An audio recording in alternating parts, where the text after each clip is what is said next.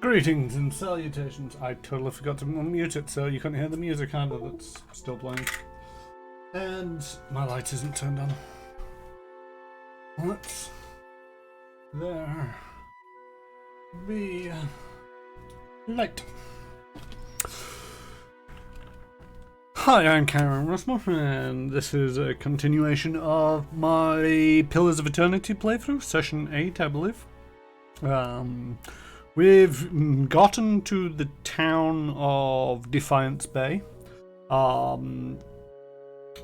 where there's a lot of talking. Something about getting a kid a knife, and something hidden at the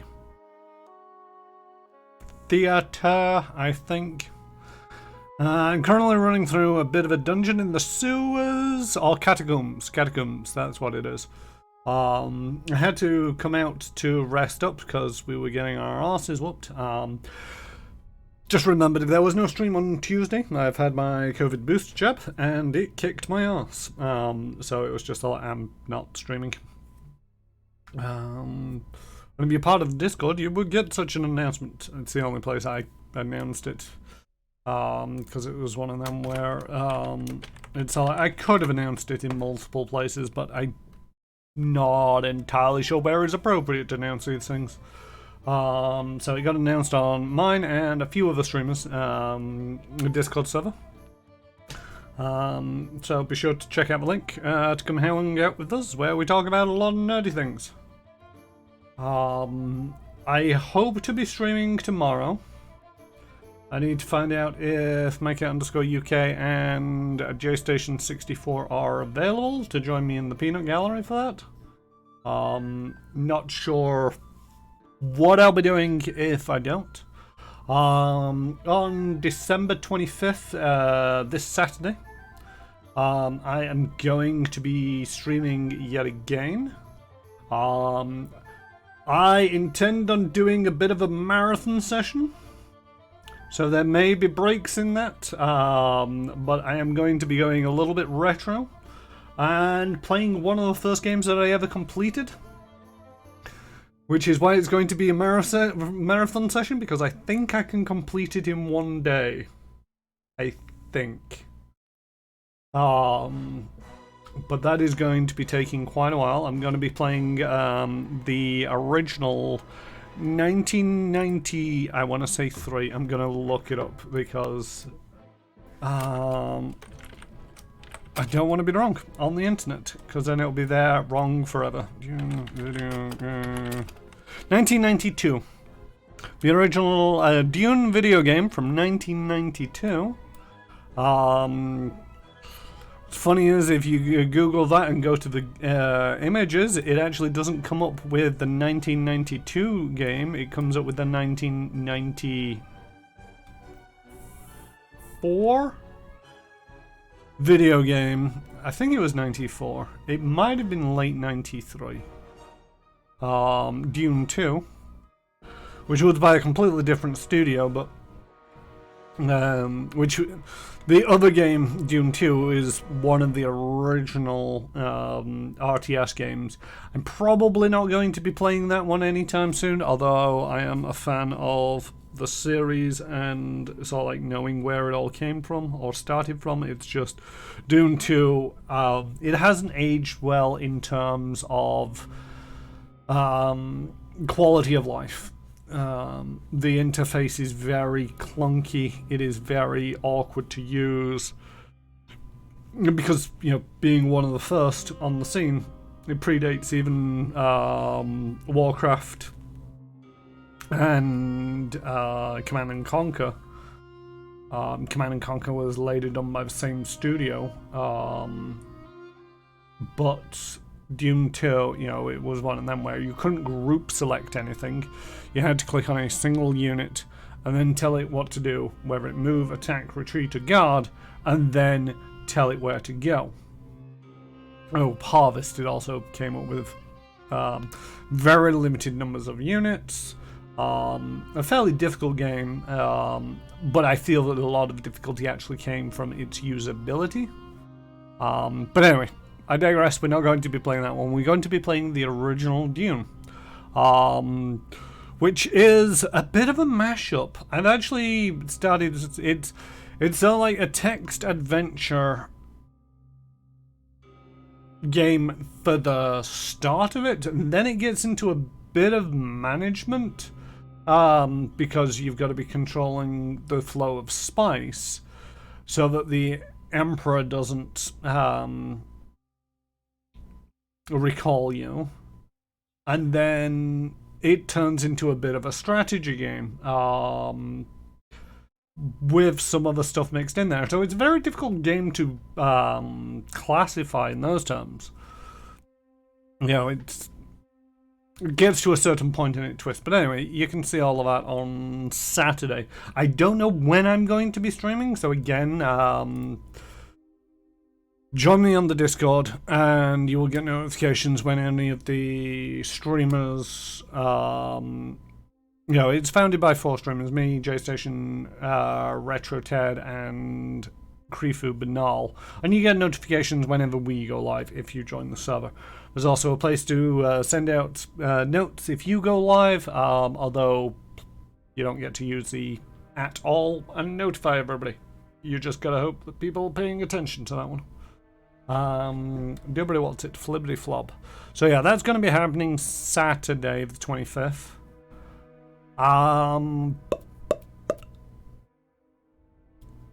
Then I might be doing something on the Monday with JStation and Retro Ted. I think on the Monday just gone, we joined together on the Monday evening when we usually stream Fly Free or Die, and played Tiny Tina's Assault on Red Dragon Keep, something like that. It's a standalone of the DLC from Borderlands 2, which featured Tiny Tina.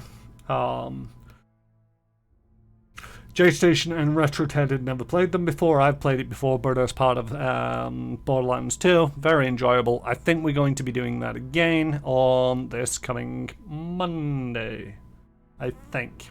But yeah, be sure to check out the Discord for notifications about that. Then after that, it'll be my usual streaming schedule for the week: Tuesdays, Thursdays, Fridays. I might throw in an additional stream, I don't know, because, you know, there's a couple of breaks from work, but I've not got anything planned other than the additional stream this Saturday. I think that just about covers it. Let us get into Pillars of Eternity. I do not have it open yet, so let me just load that up in the background. And hopefully we can begin shortly. I forget which of these screens it is that I want. Don't need that anymore. So we save it and we close it. Kinda need that it would be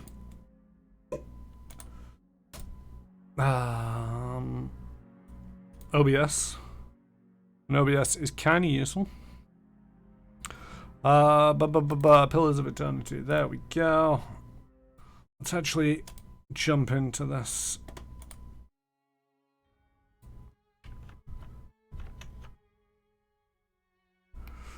Don't think it's got much of an intro.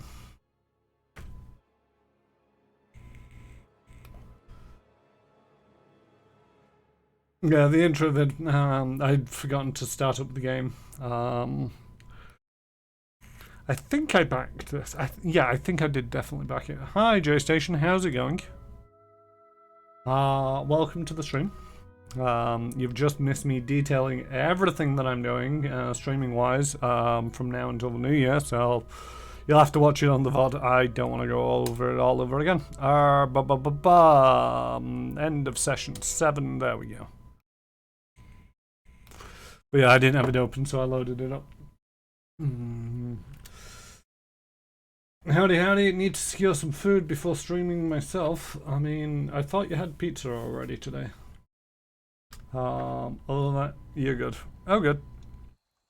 That was one of the other things that I was actually wondering to a certain degree. Are you streaming this evening? I know that you've cancelled some streams from now until the new year.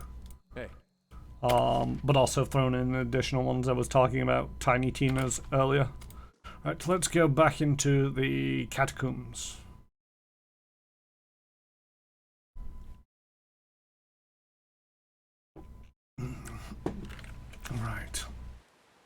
So I've pretty much been all the way down this side. I'm actually going to cross over here. Let's see what's the other side of this bridge. Looks to be a big hall archway there.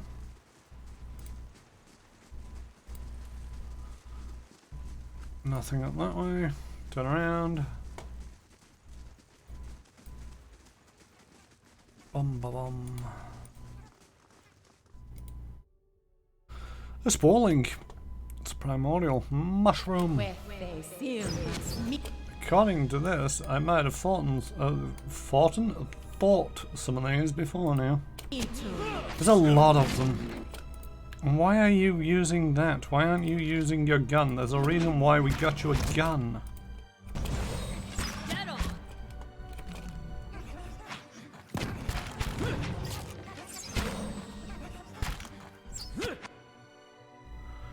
That's one down.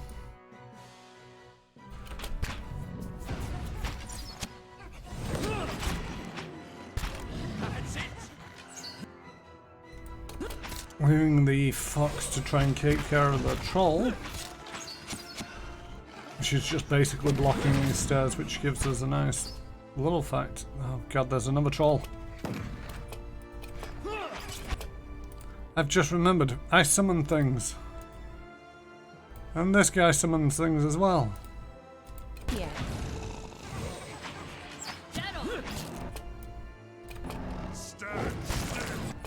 Oh, I didn't want them on the stairs, I wanted them on the bottom of the stairs.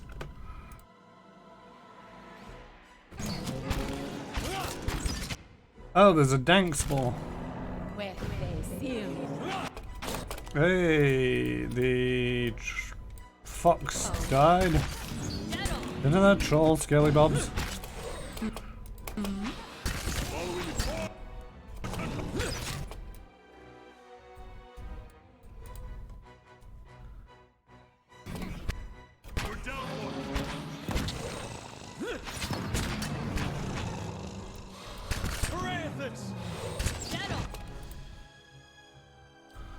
More Scaly Bobs.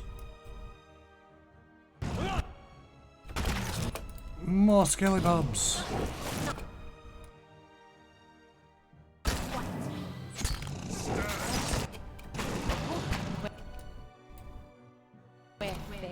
So many Scaly Bobs. You have the high ground.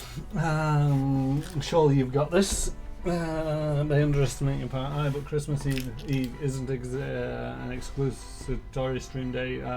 Some more space. Just some more space fun times. I mean, okay, I'll pretend that's English.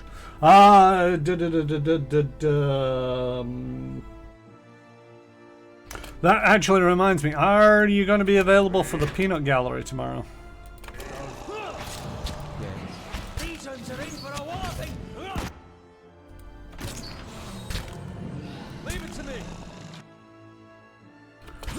I need to check in with my cat as well to see if he's available for the peanut gallery.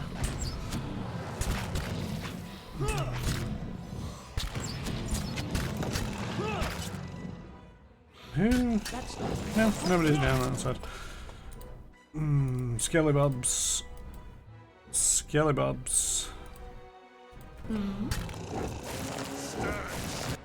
Why are the Scaly Bobs appearing on the stairs?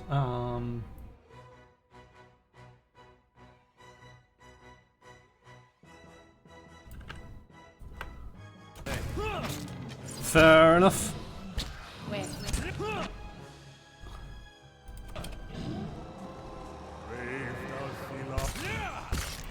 Why are you not moving forward? Move forward. Let's take out the dank spore. I think we're slowly getting better at this.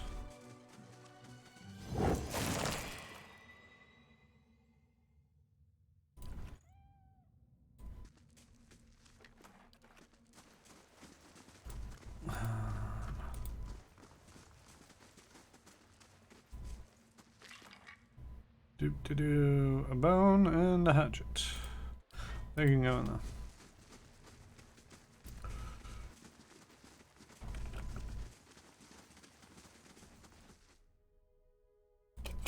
Spot on.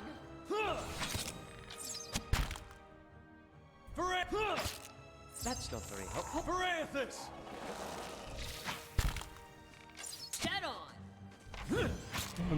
Leave it to me. No, don't kill the hound. Say hound, I think it's a fox.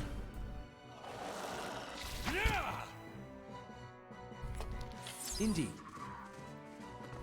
Indeed. Why are you two not doing the things that I need you to do? Hey. Okay, you are now.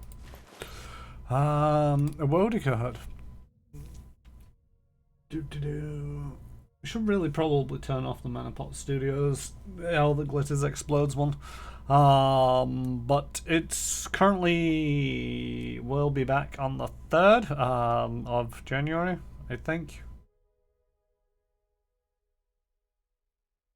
Trying to remember. Yes, the 3rd. But yeah, by all means, go pop on over there and give it a follow, and you'll get notified when we go live. Monday the 3rd of January 2022, indeed. But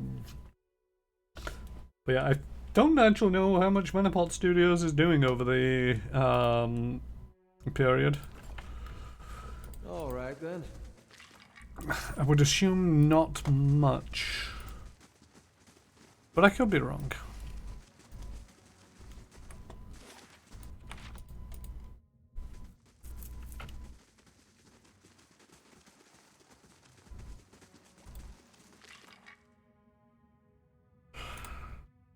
Scroll of prayer against infirmity. Immunity sickened and weakened for 20 seconds.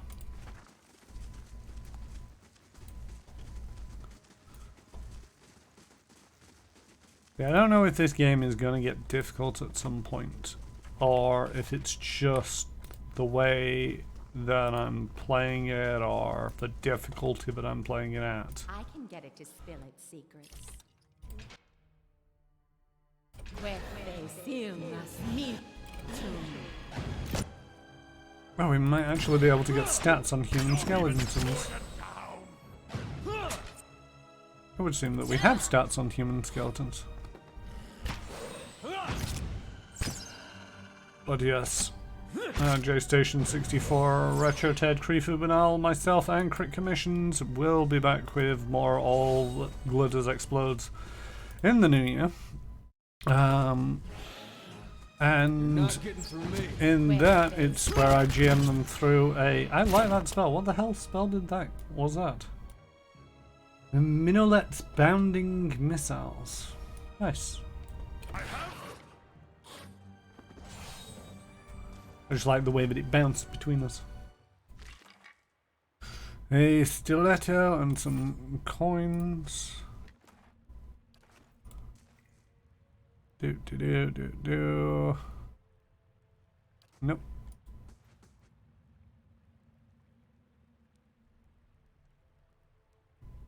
Nope. Find scale armor. Not sure if that's useful for anybody. Warbell, gem, some coins, a skeletal fighter.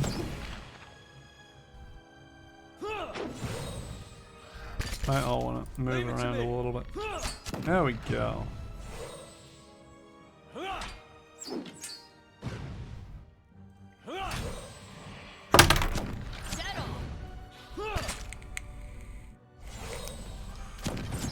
I need to at some point get this guy a crushing weapon.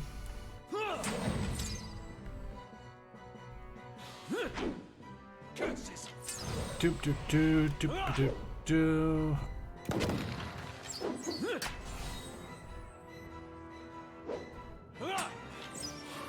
There we go. So like, skeletal wizard, not a problem. Skeletal fighter, pff, problem. Alright. Do.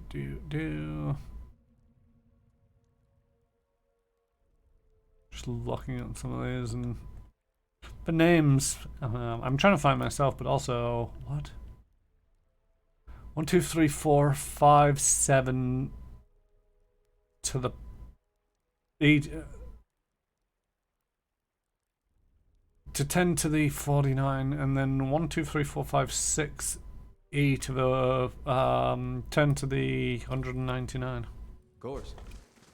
Two very large numbers. Oh, I missed a pot. And that pot has Valoon. Valoon is the namesake of an yellow-orange fruit found in Old Valena. These clear gemstones bear a similar yellow-orange color and often cut like rubies, sapphires, and emeralds. Most of the world's known Valoon mines have long since dried up, and the stones has become one of the most sought after in recent years. I didn't loot the bodies out here.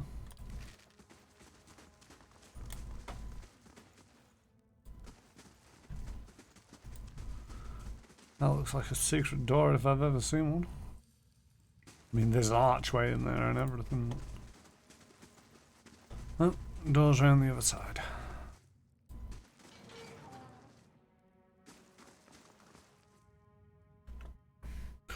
This small Orlan man appears to have pulled together some crates and scraps of cloth to make a rather sorry-looking little camp. The thick fur on his limbs is matted, and his clothing smeared with blackening grime. He looks startled as you enter, his eyes widen in alarm. Good day to you. After a moment, however, he smiles weakly. Hello there. Wasn't expecting any visitors down these parts. He glances around the dim room. What are you doing down here? Yawn grimaces. I've been a little down on my luck lately. Didn't have anywhere to stay, so I thought I'd come down here. Nobody pokes around in the catacombs much. Not until you, anyway. A sad tale, but not the whole story, I think. What are you hiding? The Orlan looks away, clearly agitated. I'm just trying to get by. There's nothing else of it. And if it isn't to your liking, there's a whole lot of catacombs out there for you to have all to yourself. If you tell me, perhaps I can help? The Orlan, Eon opens his mouth to snap something. His fist balled into fists, but he thinks better of it. He shakes his head slowly, expression resigned. Eon sighs heavily. Very well, it's true. I've been hiding from the knights down here, but it isn't what you think. He ducks his head. It was an accident. It's been hard for me here in Defiance Bay. I suppose I thought that if I got involved in city business, and if I made the right friend, it would get easier in time. It did, really. I made a name for myself, a place. People actually listened to me when I talked. Well, they used to. People get very passionate about these things. We were discussing, I think it was shipping arrangements, of all things to get to fight over. But this one night, this man, he got very angry. I think maybe he did a little too much at the end. Eon pauses. And I guess he didn't like Orlan talking back at him. I struck him. He came towards me and I hit him. He went over like a tree. I guess he struck his head on the way down. Eon lowers his gaze and shrugs helplessly. Turns out he was a knight. The Crucible Knights won't care how it happened. They just want me gone. They won't let me live long enough to see the rope. Please. He looks at you with a pleading expression. I just want to get out of this city. The second I can get money for passage, I won't trouble anyone again. I swear it. I'll live quietly, but you can't... Please. You can't tell them I'm here.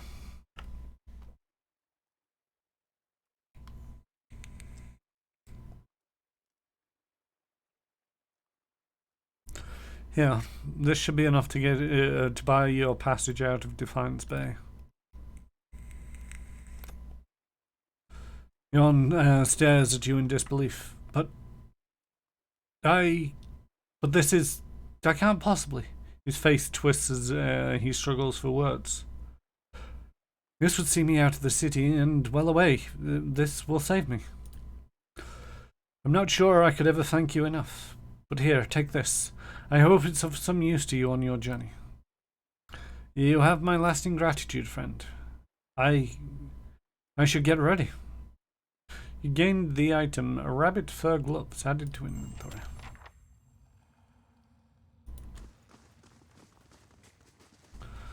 Wobbly little tent is barely standing. The smouldering fire is strewn with meagre remains of a recent meal, fish bones, moulded rinds of cheese, and a blackened bread crust.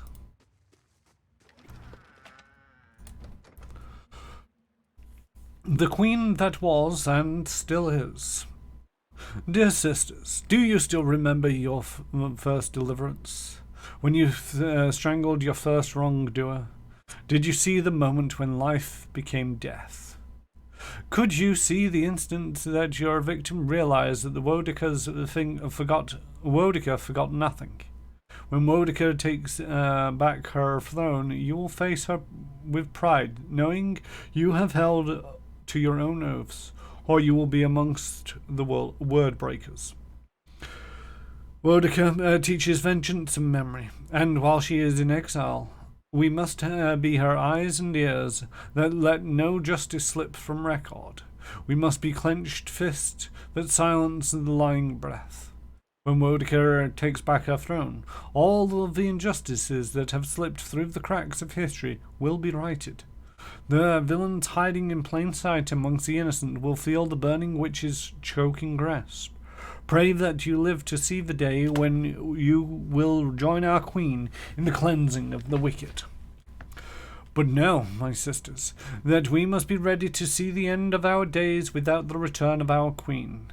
For she will take back her throne, but it may be our daughters that serve the restored court. We must continue to live the way we have always lived, hated by other faiths, even though we place justice above our own well-being. At last, the Empire there still holds our creed in proper esteem. It is a proper sign of respect that, by imperial custom, our clergy must oversee a contract for it to be legally binding. For who else understands the value of remembering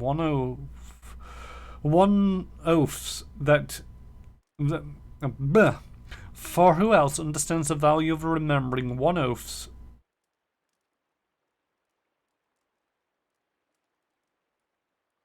That doesn't read right. Then Wodica's faithful. And let us not count our current blessings, for we still enjoy the support of the Paladin Order of the Steel Garrote. They too understand that society is built and broken by the oaths and rules of its people. When Wodica takes back her throne, my family will know that I was right to commit my life to the exiled queen. When Wodica takes back her throne, the Strangler will stop being just a story to frighten our daughters, but a hero woven into parables that will teach our children injustice. When Wodica takes back her throne, she will bring her flawless memory with her. Every transgression, every crime, and every injustice will be revealed.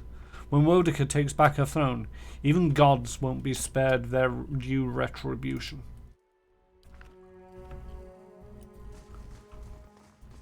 Oh yeah, that's kind of a god that I can get behind.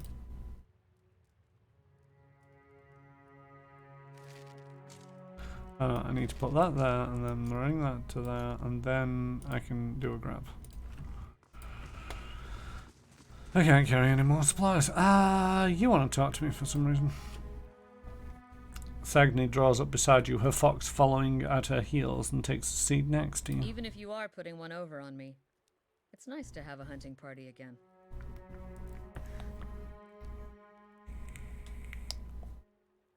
Sounds like you've been gone from home for a long time. 5 years for me. Must be 30-something for Ichimok.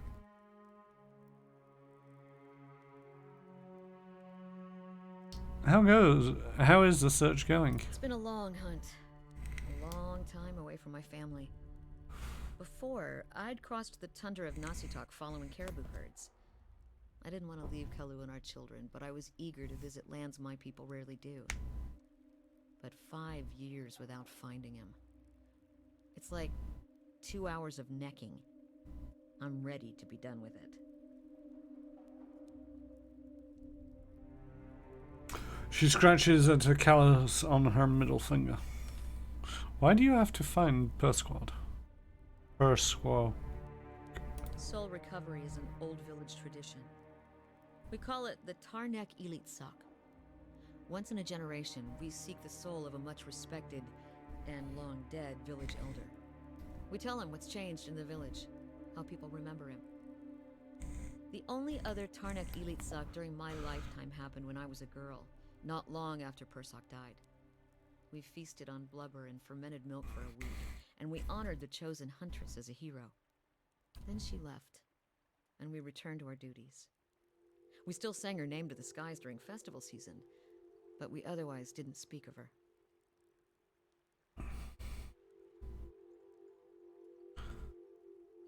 I see. It's not being forgotten by my village that troubles me, but sometimes I wonder how my husband and children remember me, if they think of me often.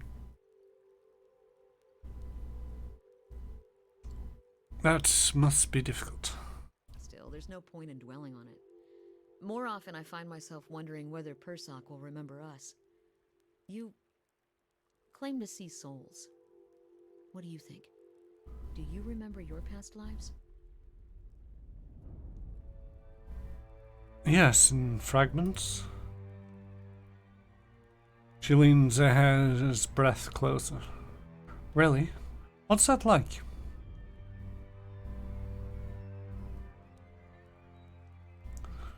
Frustrating. I only wish I knew more. She sits back. I don't envy you. I guess I'm lucky to only have to worry about someone else's past life. Makes me wonder what Persoc remembers about our village. Or if a turn at the wheel has yanked the details out of his mind like it does for most of us. Has your village changed much since his time? Masuk is probably much the same as it was 100 years ago. We live between tundra and frozen forests, and the land takes as much as it gives. But our hardships bring us together. And the elders truly unite us. They keep the stories of past generations, and they guide us from season to season, through good years and lean. Bitumak brushes against her hip, and she scratches his head. Recently there's been a lot of good years. My aunt say we've had fewer clashes with the neighbouring villages thanks to the hunting territories that Persquad helped establish. In bad years we rely on trade with the merchants that pass our shores. We exchange walrus tusks and seal pelts for grain to last us the hard winters. Persoc brokered a lot of those agreements too. She holds up the bear figurine. He got this from one of the Araman ships that used to trade with us. It sounds like Persquad, they did a lot for your people. That's what I'm supposed to remind him. She shoves the Aedra bear back into her caribou skin pack. Sounds like you're on the hunt of your own, though. You feel the thrill of the chase? Or ready for this to be over with?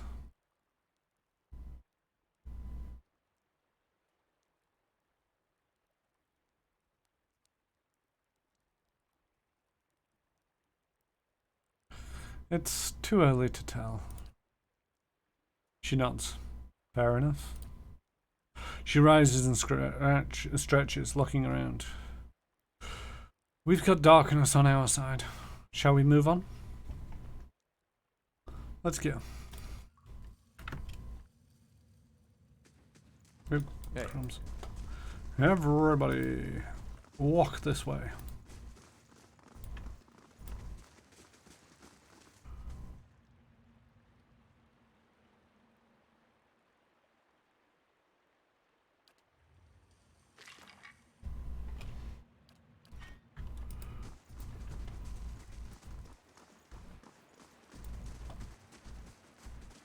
I was down here for a reason. Although I've just remembered I've not finished searching the other side of the river yet. Dead on! That's it!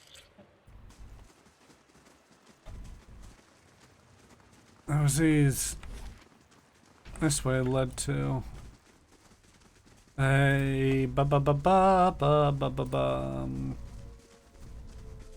skeletons, lots of. A room that didn't look too friendly. How are we doing on level ups? Nowhere close.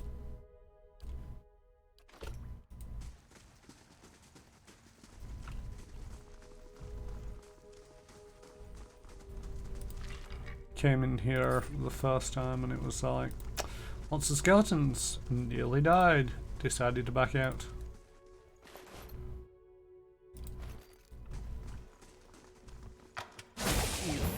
Oh, God damn it.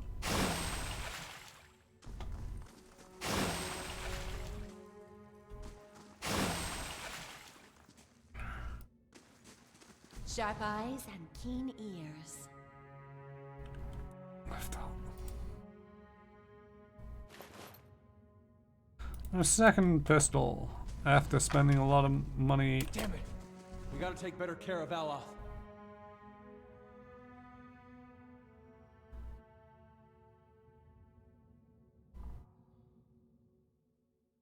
Twisted ankle for getting hit by a trap.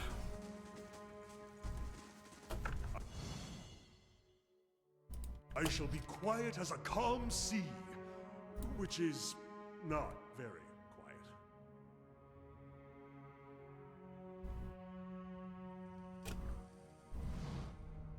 A lone figure in tattered robes shuffles across the chamber, muttering under its breath.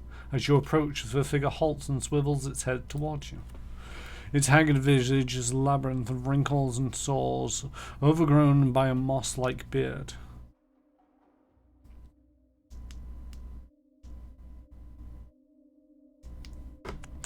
What's this? Who disturbs Hellig's work? The voice rattles and gurgles like that of a drowning man. You're Hellig? Dalton sent me to look for Rowan.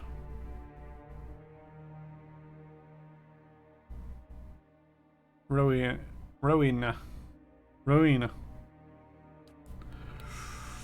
Forgot how I was pronouncing it, I went with Rowena.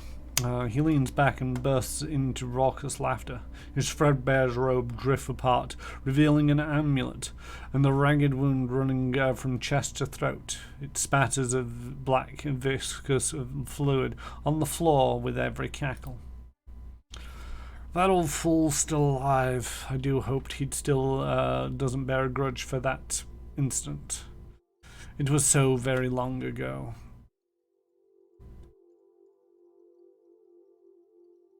What can you tell me about Dalton? Only that it's a miracle, or a joke, or that the gods, of the gods, that he's still alive.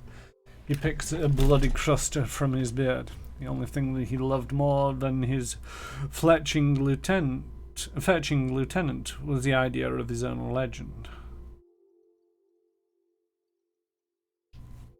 He said you killed Rowena and the rest of the North Watch Rangers. Did he mention that they hunted me down like a rabid dog? He adjusts his moth-eaten robes. I just wanted to continue my studies. Attitudes towards animancy were not what they are now, and necromancers have never met with such much acceptance. But they're corpses now, and so am I. Surely, that's all well enough behind us. Do you know where Rowena is? He seems to be restrained. He seems to restrain another bout of chuckling. Oh, you could say that. If you were to retrieve my the grimoire from Modred, I'll let you in on the secret. Alright, what do you need me to do? When animancy started gaining popularity, I came to Defiance Bay in the hopes of finding a place where my research would meet with more acceptance. Worked at the Blackenberry Sanatorium for a few months when I met Modred. He spits a glob of black blood on the floor. Let's just say Modred and I didn't see eye to eye. Got so bad we were threatening to kill each other on a daily basis. Obviously, that bastard made good on his threat. He runs a jagged fingernail across his oozing wound. Sank the dagger into my chest while I was sleeping and dumped my body into the catacombs. If Mordred killed you, how are we having this conversation? I preserved my mind and my memories with Ewigan magic and a few timely preparations. He looks at his rotting hands. Yet now my soul is anchored to this decaying husk. His claw-like hands clench into fists. Mordred stole my life from me and left me with this wretched corpse and this craving. He clutches at his stomach and glances at you hungrily, but only for a second. Mordred creeps all that is precious to him in a trunk in his laboratory, just as he stole my grimoire. He offers you a key with a claw-like hand. On your way to Blackenberry's Sanatorium, then. Bring me my grimoire and my revenge, and you can have your Rowena. He chokes a burbling chuckle. If there's nothing else, be on your way. What are you doing down here? Research, a hodgepodge of animancy and necromancy. I have peace and quiet as well as abundant supply of subjects. What are those creatures behind you? Just a few personal projects. Sorry souls stuck in their mortal shells. Their flesh is as dead as mine, though their minds are not as well maintained. They flock to me like worms to drakes. They're not half as intelligent, but he watches one stumble into a desk. They serve for amusement. Farewell. A grim assortment of rusty blades adorns this table.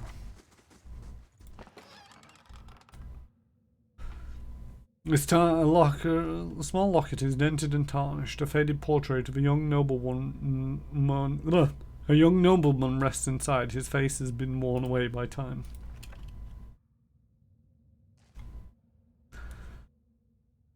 The scattered feverish notes detail various animantic procedures and rites of necromancy. Laying low.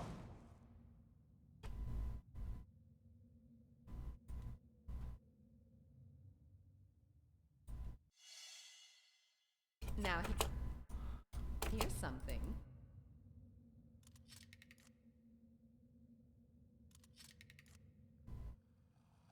Yes?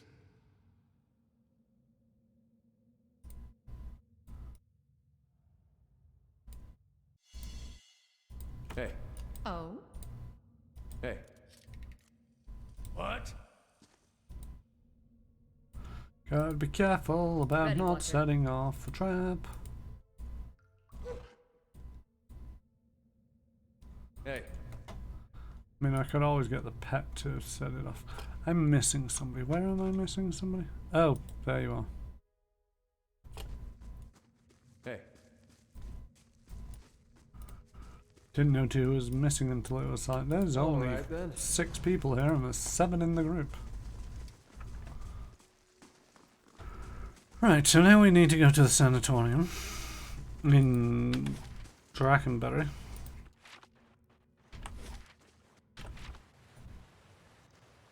Drakenberry? Burberry? Can't remember.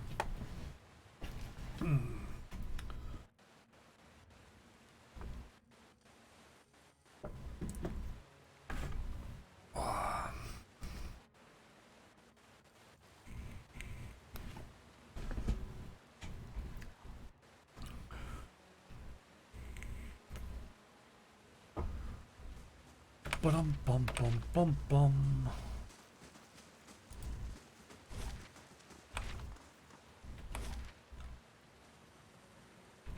The pet doesn't appear on the party and I'm marked with a star. I've just noticed on the minimap. Or not on the minimap. On the overhead map. The area map. There we go. Words. I can do. Right. So I want to go to the temple. She's in Defiance Bay. Learn the temples in the first fires. Okay.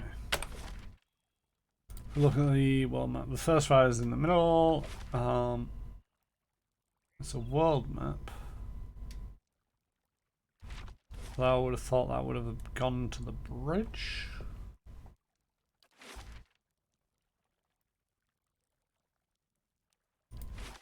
We'll stay in the city for now. We'll go to Brackenbury. There may be more reading ahead. I may have to take a break for a coffee. I forgot to get a fresh one at the start of my stream. And if there is a lot of reading, I need more coffee. Or I might need more coffee. We'll see how it goes.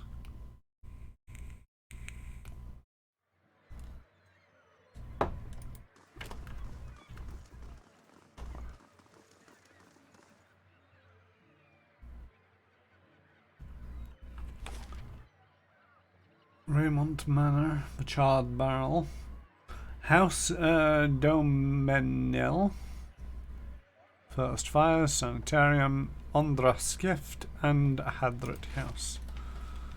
Ondra's Gift is another district. So let's break into some people's houses and see what they've got to say for themselves.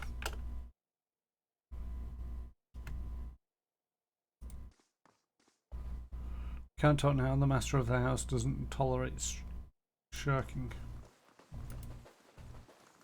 I'm just gonna poke around, don't mind me. Raymond's guards, everything I touch would be stealing. Ah, Lord Raymond. Well met, friend. Lord Raymond holds up a shipping manifest in his well-manicured hands. Despite his expensive clothes, he has a shallow complexion and restless air of the man who devotes all of his days and most of his nights to work. If you have business to discuss, make an appointment with my attendant. I don't have time for unexpected visitors. I've uncovered a plot to rob you. He lowers his papers and looks at you for the first time. So, is that so? Let me see that. He scans parchment with the speed of an expert clerk. When he returns his attention to you, his tone is brisk and businesslike. You've done this house and this city a great service. I am certain you will consider this an adequate reward for your labours. Party gains 3,366 experience. Any money to go with?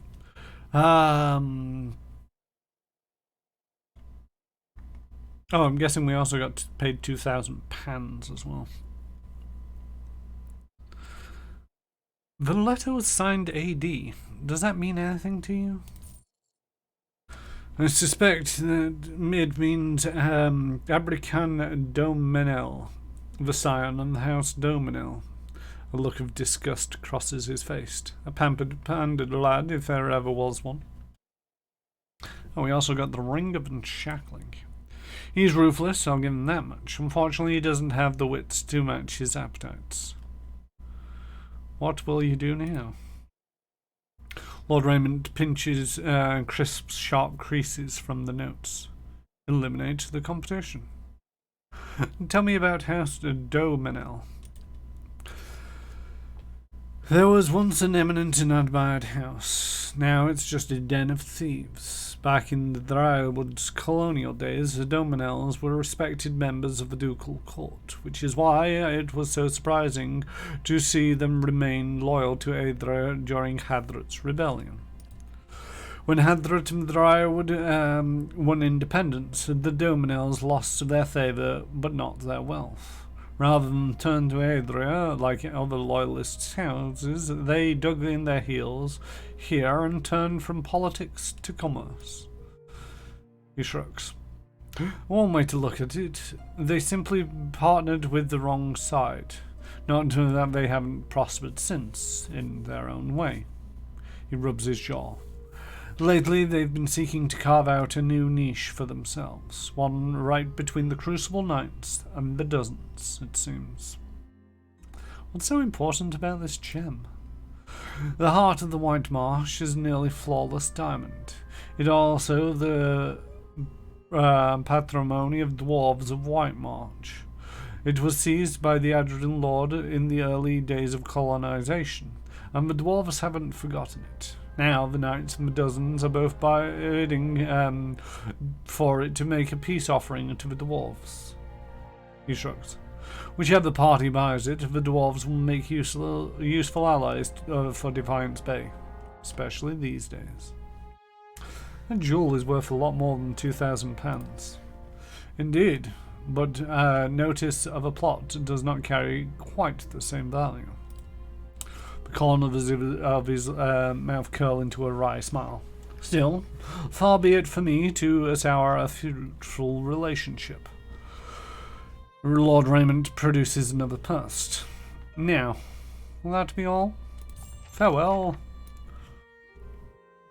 I think we got 2,500 out of that? Yeah, no, 2,500, not too bad. And a ring. A ring of unshackling. Rings can... right. Suppress affliction. Friendly AoE. Hostile effects are suspended over 5 seconds. Radius 5 meters, range 5 meters, 1.75 meters. Radius 2 roos per rest. The rings can feature plain bands or jewels in settings. Magical rings may bestow a variety of special property or defenses on the wearer. This small size allows our enchantments to complement similar enhancements from other spells and items. And this versatility has made them popular among adventurers. Gonna put that on the priesty kind of person.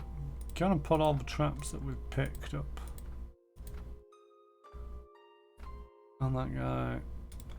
White leaf can go in there. The fruit can go in there. That itch can go away.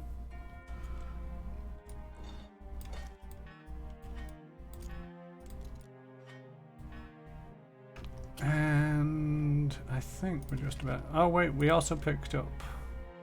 Oh, that was the fine male. Who's wearing what? Not great. Not great. No, that's slightly better because it's more DR with less recovery time.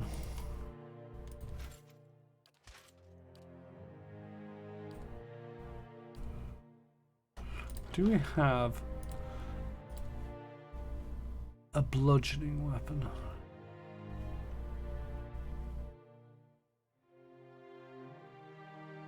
Not really. I mean, we got this morning star, but it's slow and heavy, which I don't really want from him. I prefer the sword and board. The ledger lists quantities of wheat, copper, and weirwool. A deep crease along its spine does something for me, and I can't remember what. Come on. Why is that so far behind? I want to go to the bottom, not the top.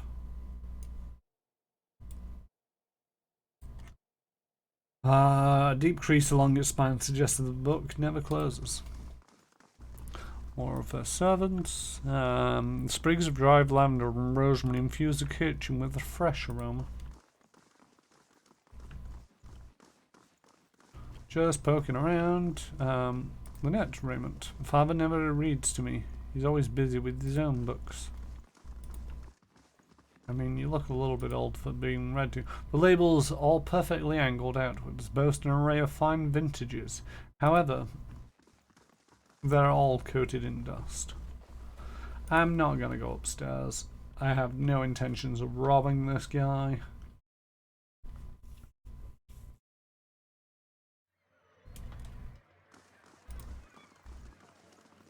The charred barrel. Is it very cold? What creatures wander the tundra? How are your leaders chosen? Do you always ask this many questions? Well, that's just to get us started. Let me get out some parchment for notes. Ask whatever you want. If I don't know, I'll make something up. Let's head to the next inn.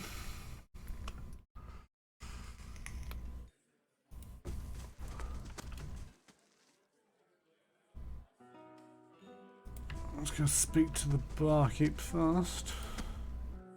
Begging your pardon. Oh, it's you. It's good to see you well. We've had a rough few days here, but we found this place and they were kind enough to hire both of us. Things have been wonderful. I can't tell you how much we appreciate what you've done. These are the two from the Gilded Veil.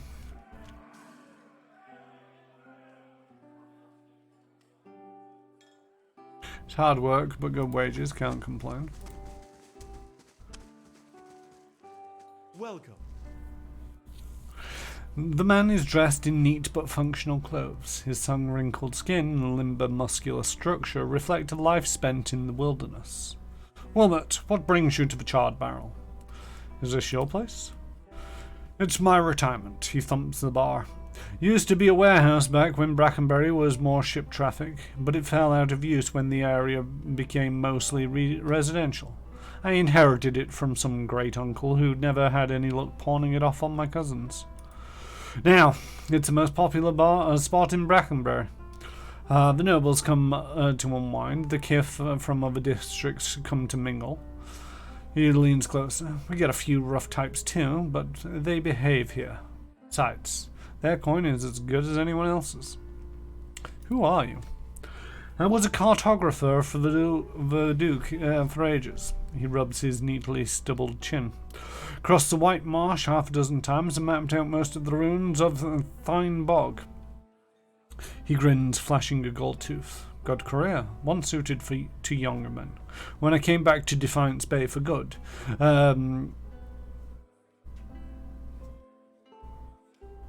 Cliver, and a few other friends in the Knights helped me get the rights to refurbish this place. There's strong ale, quality entertainment, a fresh sea breeze. He raises a mug. What more could a man want? Show me your menu. A lot of stuff. Could hire replacement adventurers. We've got Criminal's Getaway, 2 for stealth, 2 for perception, 1 for stealth, and the Noble Stay, 2 for intellect, 10 for will.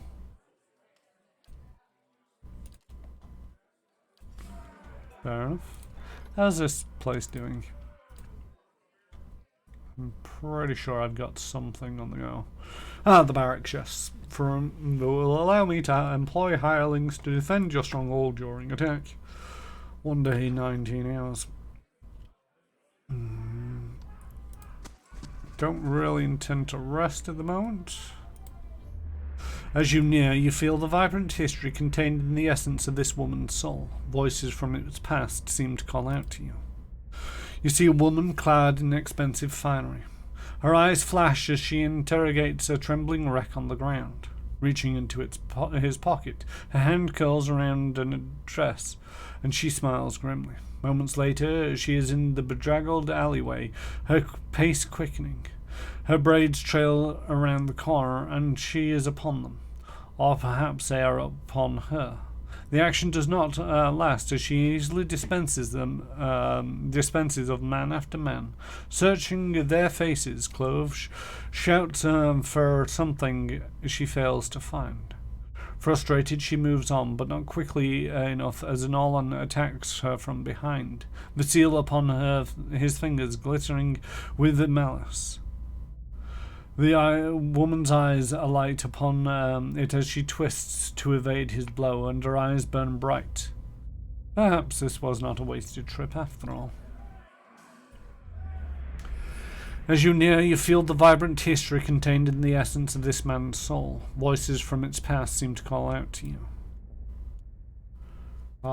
It is now 9 o'clock, so if I am not mistaken... and I'm right, I've just had a notification for it. J-Station 64, one of the other founding members of the Stumbled In, our Discord, and a fellow streamer, has just started streaming over on his channel. It's twitch.tv/jstation64. I can't get to the keyboard to type that out without mucking some stuff up. So, by all means, go catch him over on his channel. Oh, itchy nose. Where I believe he will be playing some No Man's Sky at the moment. You see a large group of people gathered in the common area of a large inn. This man is standing in the midst of the people, engaged in conversation with someone. He is smiling and talking gregariously, moving from person to person with ease. He is able to extract himself from one conversation and insert himself into another without a break in his stride. He kisses the hand of the well-dressed woman, dipping her, then twirling her back into the arms of their escort. He moves on to another group, slapping someone on the back while laughing at the joke, and then he's off again. Sliding between people, hugging someone, shaking hands, he never stops. Finally, he seems to hit his limit, and he excuses himself from the gathering, much to the dismay of everyone there. He smiles and waves as he leaves, making a low bow with a flourish of a hand as he closes the door. Once he is away from the inn and around the corner, he pulls several objects from the concealed pocket of his jacket, looking at each one in turn: a necklace, a brooch, a couple of coin pouches, and a small jewel. Smiling, he pours the money into his palm and quickly counts it, still aimlessly wandering the streets. He passes a beggar who holds out a bowl to him, pleading for a pittance. The man stops, smiles at the beggar, and drops all the coins into his bowl, and then he walks off, whistling happily.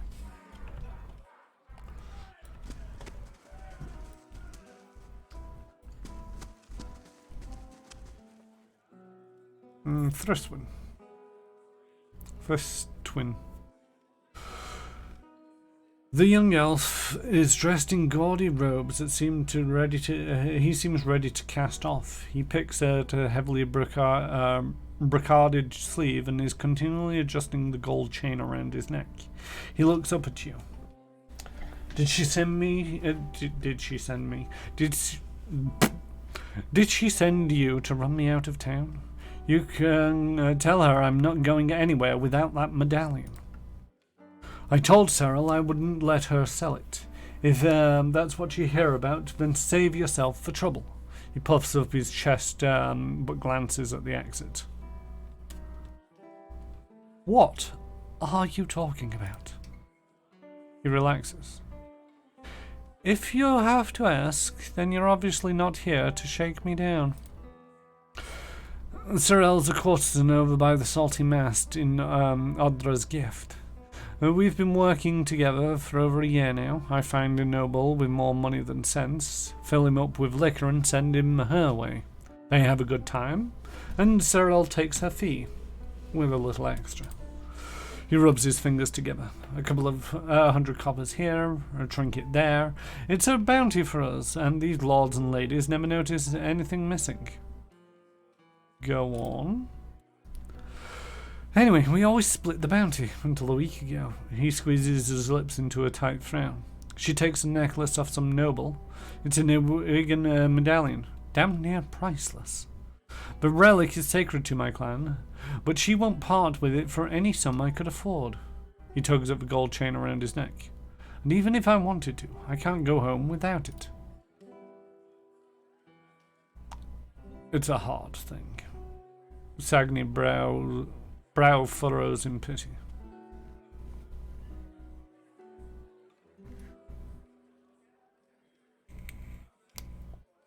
Tell me more about your situation. What do you want to know? What makes this medallion so important to you? I grew up in Glenfarth with the Shattered Spear clan. We Glenfarthans have protected Earwigan ruins for thousands of years. It's the one duty the gods ask of us in this exchange for the freedom to live as we please. He fidgets with an emerald ring on his pinky. But treasure hunters looted the ruins in our territory, and we left the wilds that we dwelled in for generations.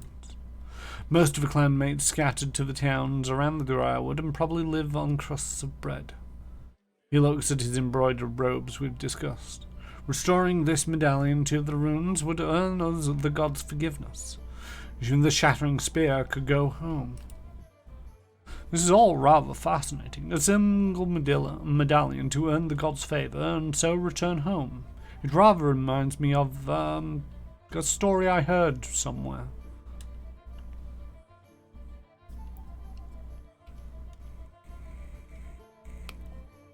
You seem to like what you've done. You seem like you've done well enough for yourself.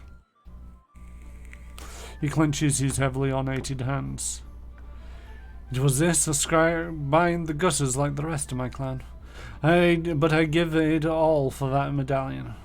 I offered it too, but it's worth more than anything I've got, and Sorrel knows it. Still don't understand why you can't take your money and return to Glanfarth. He sighs, arcing his neatly plucked eyebrows. Of course I could, but it's not the point. A community isn't a place, it's a connection to history and meaning. He makes a circle with his wrists. It's like an anchor. Defending the rune for the gods gave us a purpose. Without that, we're adrift. Does this make any sense to you? I'm not sure yet. He looks at you, almost with pity. I don't know how else to explain it. That's all I wanted to ask. So, will you help me get that medallion? You're both a couple of cheats, and you're finally getting what you deserve. Good riddance.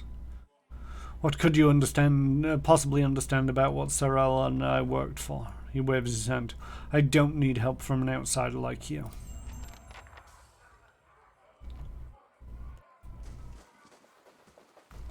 I mean, I kind of want it just so that he can't have it. The script and props belong to the production of the most unfortunate tale of Favia and Banat. I'll take a look.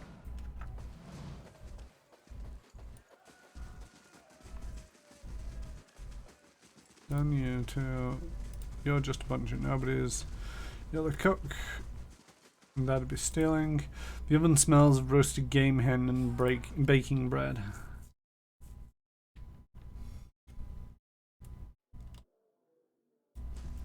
There's a bunch of bandits in your basement. The proprietor has collected a respectable variety of bottles from around the world. From tart Adler Red to sweet summer wines of Rawatai. I'll take the fish, I won't rob that. Flasks of the infamous Soulburn of Deadfire Archipelago are nestled next to the crystal clear Nassaquat and Glenfarven spirits. Pale yellow and deep amber whiskies from Drywood and the Living Lands rest side by side. Quite a selection of liquors. Liquors? Liquors. Booze.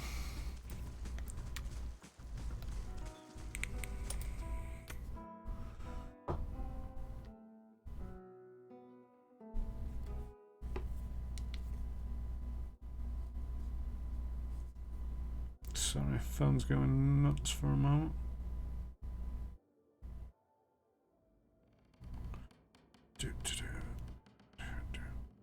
Need to just tweak something. Go away, go away, go away. Go away, go away, go away. Alright, that needs to go there. Noble pirate, pirate, Merwith? You've got a name, I'm speaking to you. Merwith watches you with her kohl-rimmed eyes. She puts her hand on the hilt of the blade, jangling the jewel that hangs from her wrists. We don't know each other, stranger. Best keep that way. What brings you to the charred barrel? Merwith raises an eyebrow. What it looks like. Good wine and peace and quiet. She flips a copper from her thumb. And Skirrin doesn't ask too many questions. You don't seem like a Brackenbury local. I'm a sailor, she gives you a half smile, and a liberator of certain goods. Merowith casually fingers a large earring. And the nice thing about the snobs here that is that they're usually too polite to ask more. I'll be going. The map routes through the White Marsh. Dundred Row. The origins and practices of Dundred Row are difficult to nail down.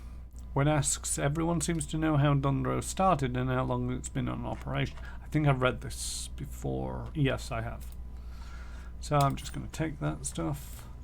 An Maxian water jug is fashioned from white clay.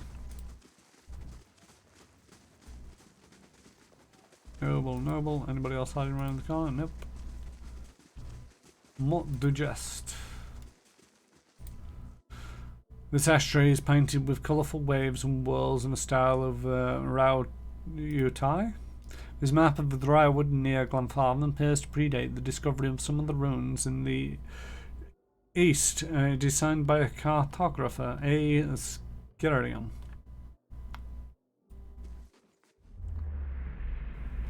As you near, you feel the vibrant history contained in the essence of this man's soul. Voices from its past seem to call out to you. You see a group of children shouting, twisted laughter erupting from two small mouths. An eyeless boy, his face grown over with strange black tusks, cowers against a log. His small shoulders shake as he whispers to himself, trying to block out the relentless trail of insults. Freak, monster, deadhead.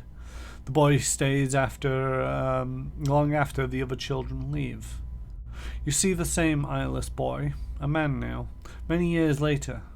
Another group crowds him, but this time it is an audience. He tells a joke about a ghost and a privy, and by the time he reaches the punchline, the crowd is yelling, starting to sound very much like the first.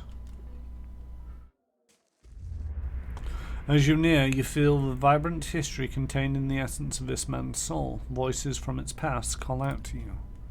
You see a pair of chain gloves sitting on a table between two men. The gloves are inlaid with gold runes and glow with a faint blue aura.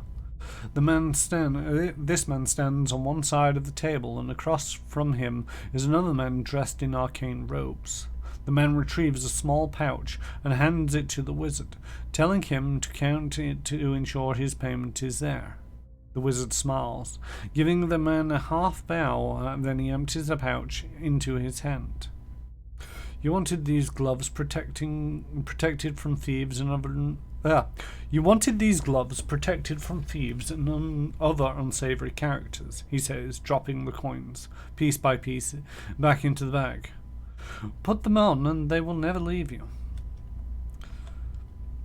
The man slowly slips his hands into the gloves, a look of satisfaction on his face. His smile falters a little once they're on his hands. The gloves flash briefly and then start making a light metallic tinkling noises. The look of satisfaction quickly becomes one of concern, and he grabs at the gloves, trying to pull them from his hands. His fingers tug at the openings, but they have shrunk, trapping his hands inside. The metal begins to work its way into his skin, small drops of blood appearing on the surface of the gloves. The man drops to his knees, fighting with them and crying in pain. The gloves constrict until they have completely shrunk around the man's hand, becoming one with the flesh. The man looks in horror at his hands, then up at the wizard, who has finished counting his money and stands at the door. You certainly won't be losing them now, he says, stepping through the door, slamming it behind him, leaving the man on the floor staring at his hands.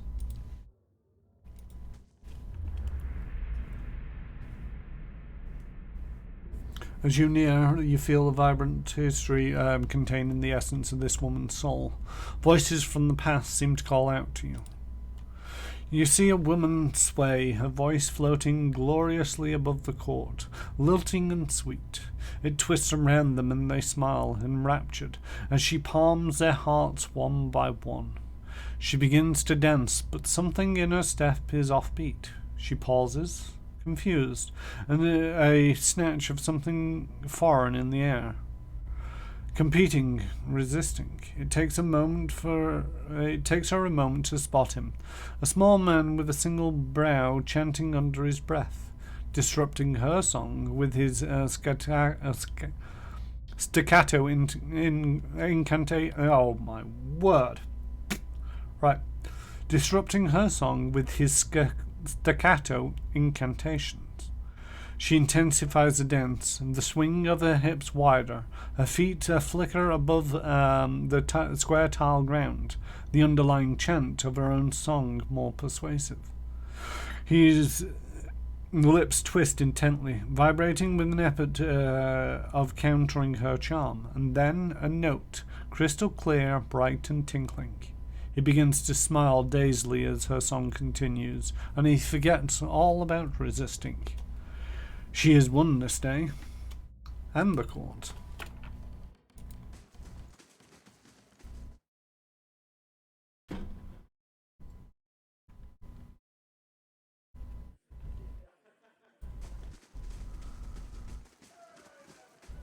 So not much to be found in here. Let's move on to the next place. Probably the Sanatorium will be the last place I get to. Now another couple of souls. You see a dark room. Noise filters in through the nearby doorway. The sounds of battle, scuffling, and metal on metal. Cries of pain rise and fall as the fight rages on outside. There's a bellow of rage, and a Zaurip runs into the room, holding a book tightly against its chest. It looks around frantically, searching for something. It hurries to the far side of the room and opens a box sitting on a makeshift table. It places the book in the box, closes it, and then bends over to push the box under the table. A small stone hits the back of the Zaurip's head, knocking it forward a little. The stone bounces off the ground, rattling a little as it comes to rest on the floor next to the Zaurip's foot. It freezes in place, still holding the box, eyes wide. As the clattering of the stone quiets, silence takes control of the room again. The battle outside has stopped. It spins around to find a woman standing in the doorway, leaning on a savage-looking two-handed sword. That book contains the answers I need. She snarls at it, moving forward. It hisses, rushing to meet her. Seconds later, she is retrieving the stone from the floor, having separated its head from retrieves the stone from the floor, having separated its head from its neck with practiced flick of the sword. She smiles, kisses the stone, and then places it in a pouch on a belt, patting it fondly. Leaning over, she pulls the box from under the table and opens it, elated with her find. As you near, you feel the vibrant history contained in the essence of this woman's soul. Voices from its past seem to call out to you. You see a lush forest, quiet and dark in the early morning light. This woman walks through the trees, a captivated look on her face. She doesn't appear to have a particular destination in mind as she wanders slowly between the enormous trunks, looking up through the branches and occasionally making a low chirping sound. When a responding chirp echoes through the quiet morning, she turns her head in that direction, obviously not concerned with losing her way. A loud metallic snap, followed by a quick yelp, cuts through the air and she looks to it, focusing in the direction from which the sound came. She moves towards it on the verge of running. She seems to realize suddenly that caution is more important and freezes, looking down, her foot hovering over a pressure plate of a well-hidden bear trap. She leans back and gingerly places her foot back on the ground next to the trap.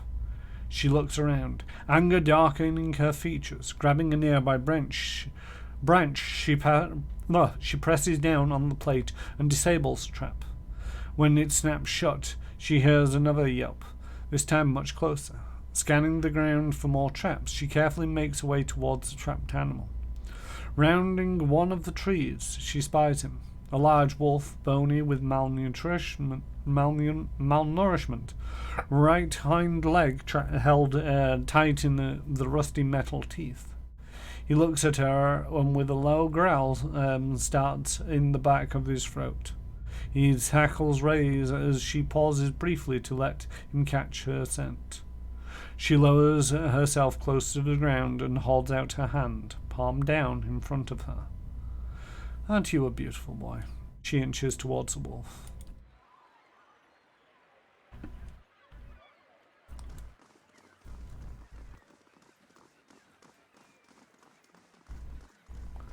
Some kind of herb growing. Admet's worked.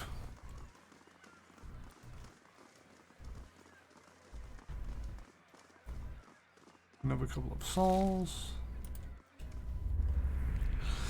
As you near, you feel the vibrant history contained in the essence of this man's soul.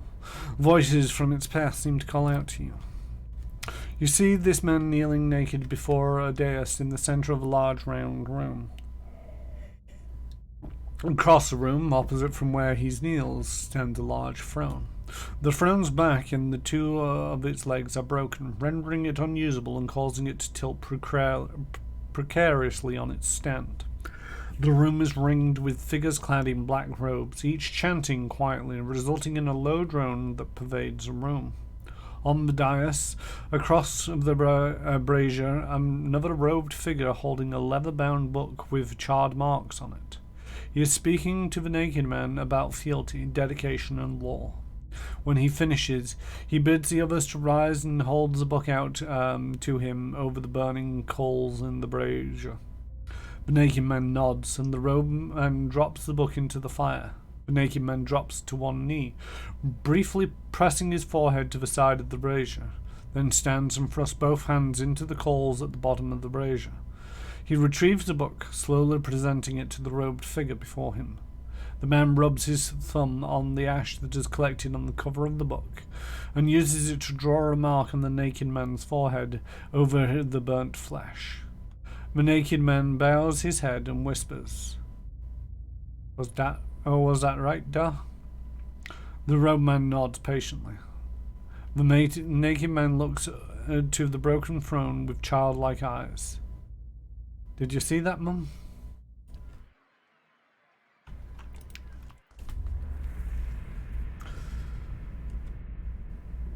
Hey, Saber. How goes it? As you near, you feel the vibrant history contained in the essence of this man's soul. Voices from its past call out to you. You see a burly man inspecting a dilapidated inn, the Araman salesman almost dwarfing him as they walk through the once proud establishment. The walls are rife with stains, and only Whale knows what else smeared on every available surface. Not one thing stands unbroken. And moth-eaten blankets, rotting food, and trash give evidence to a succession of squatters. The man frowns, scrutinizing the place. The Araman gives him a final offer, flashing 2 white teeth with every syllable, oversized and threatening. With a sigh and the jingle as he hands over the coin pouch, the man acquires the dump of an inn and begins to plan. Not doing too bad. Bit tired. Work was annoyingly, frantic today. Noble. There isn't so much as a spot on these oranges. I want to go over to... Oh, there's the stairways up to this place. I've been going across this district and it's like, how do I get here? And then it was like, alright, yeah. As you near, you feel the vibrant history contained in the essence of this man's soul. Voices from its past seem to call out to you. You see a rocky clearing overgrown with weeds. A crumbling wall cuts through on one side and the trees reach towards each other overhead, blocking much of the light that would otherwise illuminate the body lying near the wall.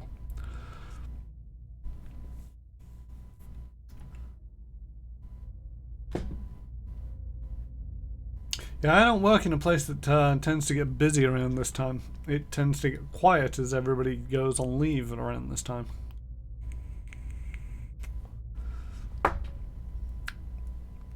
The only problem is it also happens to be the time that another department decided to do some housekeeping and wanted to ask some questions regarding it.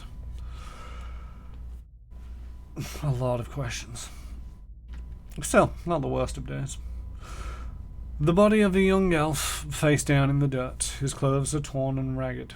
Large bruises seem to cover him, and there are cuts, abrasions, and lacerations everywhere skin is exposed to the air. The elf twitches, a muffled cry escaping his lips, blowing dust around his head. He begins to moan, his hands scrabbling against the ground, fending off something you are unable to see. His breath comes faster and faster until he is almost hyperventilating. With one final sound, a swallowed scream, his eyes fly open. In an instant he is on his feet, crouching, eyes wildly looking around. His breathing doesn't slow, and every exhalation is a groan. With one last look over his shoulder, the elf runs into the embrace of a crumbling wall's shadow, all but disappearing from the gloom. Looking down at his present condition, he murmurs, "I don't see how someone who so clearly screws his own livestock could be so sensitive about it."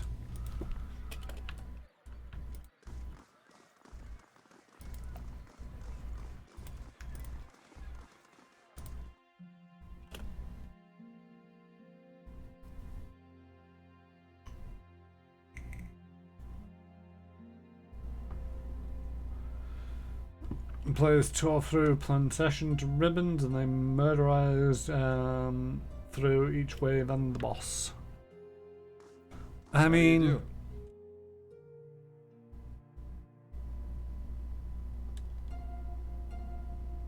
Burlingame eyes you warily. "I don't recognize you. What business do you have in House Dominel?"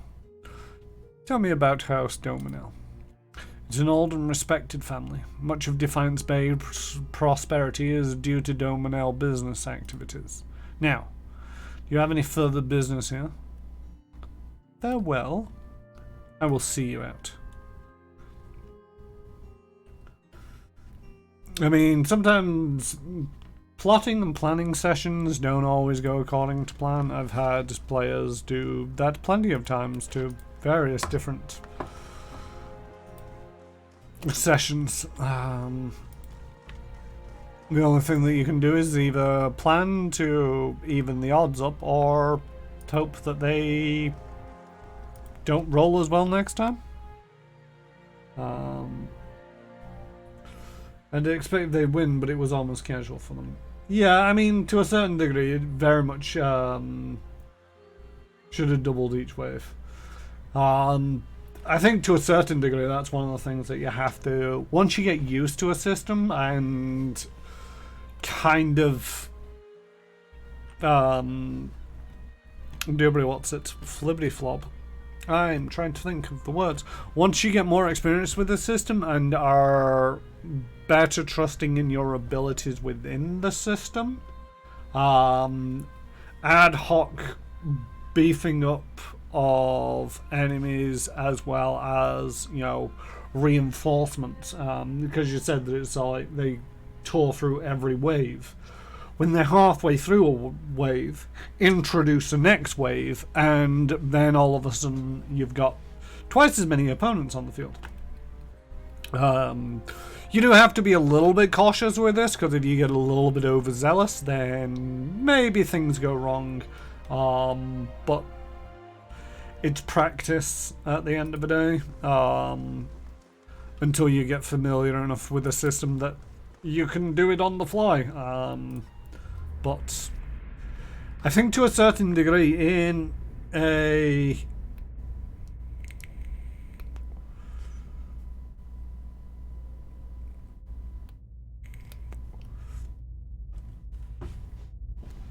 system as violent and as deadly as, because it's a Warhammer 40k setting, isn't it?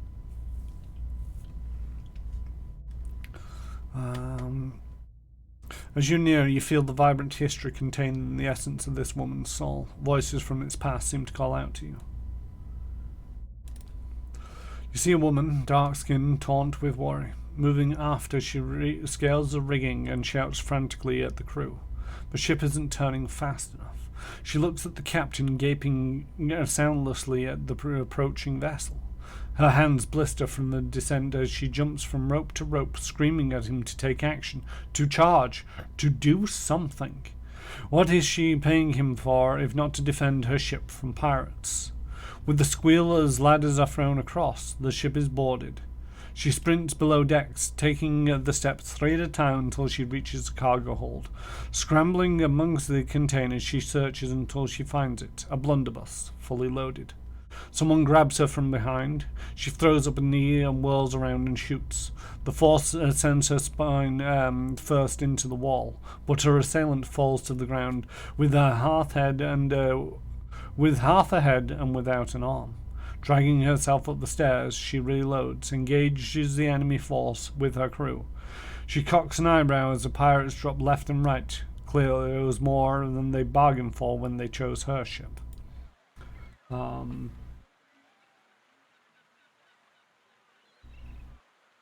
I mean, you can take it that way if you want.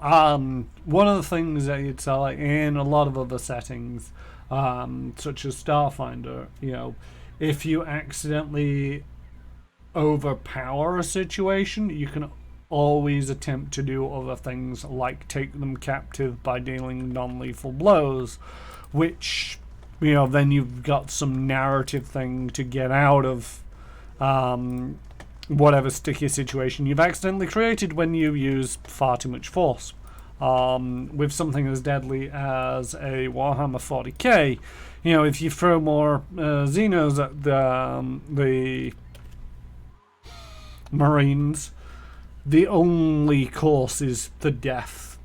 It's very unlikely, unless you're taking sacrifices. But more often than not, it ends in death. And there's no real way of getting around that. You know, it's not like the orcs or whatever you're choosing to front them with can just turn around and be like, actually, you know, we're not going to finish this fight. It's not very orky. The marble at the base of this is worn smooth with the passage of hundreds of feet.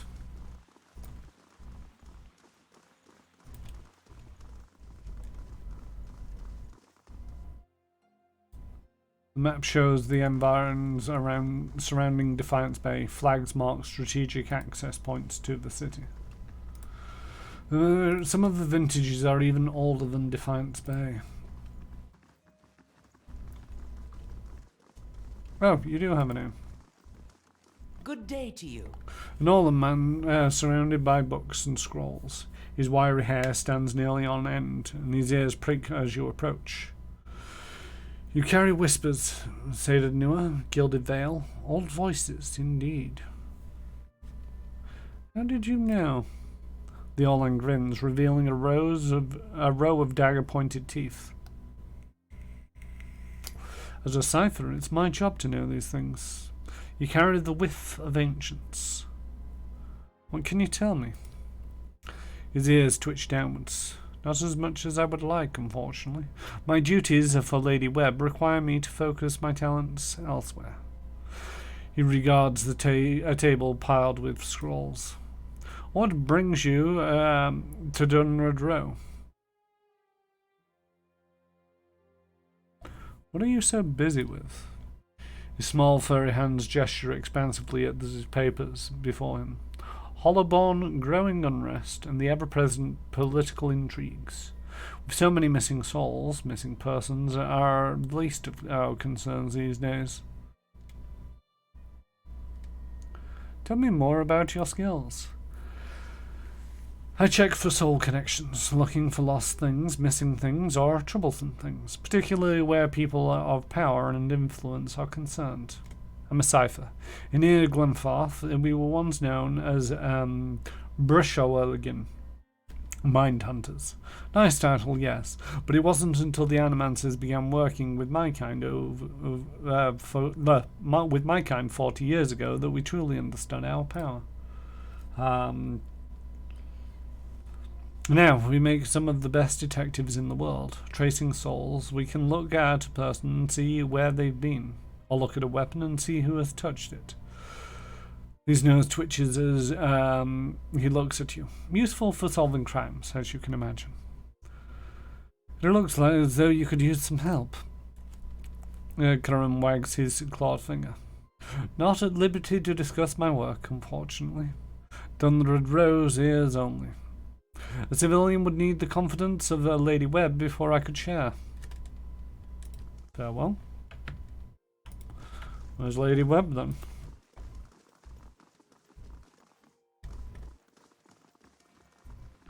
A group of notes speculate about the identity and location of a secret sect in Defiance Bay.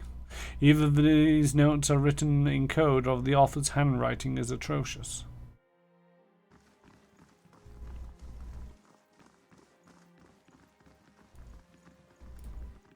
Affixed to the wall are leads in a case involving apparently a caravan that disappeared en route to New Hioma.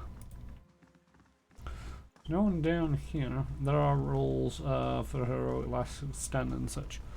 Yeah, the thing is though, sometimes, you know, if you really did lose corn on them, I wouldn't expect them to survive even with a heroic last stand.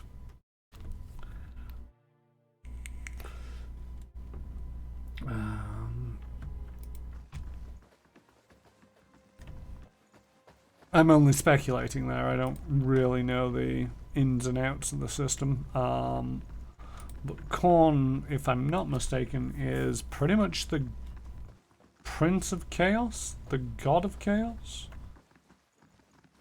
A demon? A demon? A demon.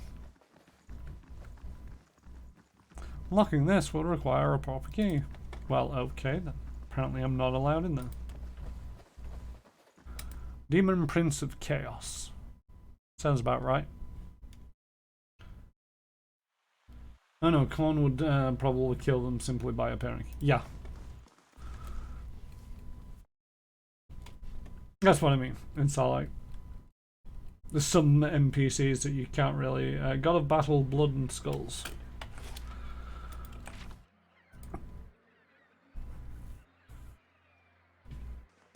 Told you not to pet him. If I'm not supposed to pet him, why is he so soft?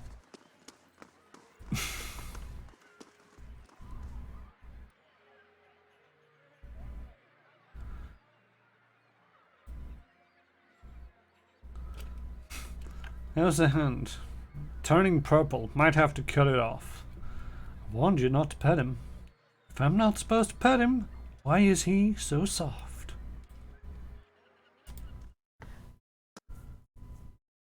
Khorne shows Yell blood for the blood god, skulls for the skull throne of Khorne.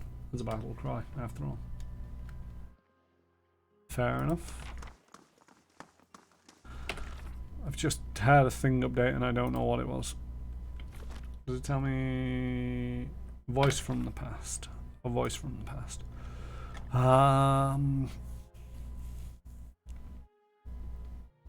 Retrieved held research from Mudred's lab.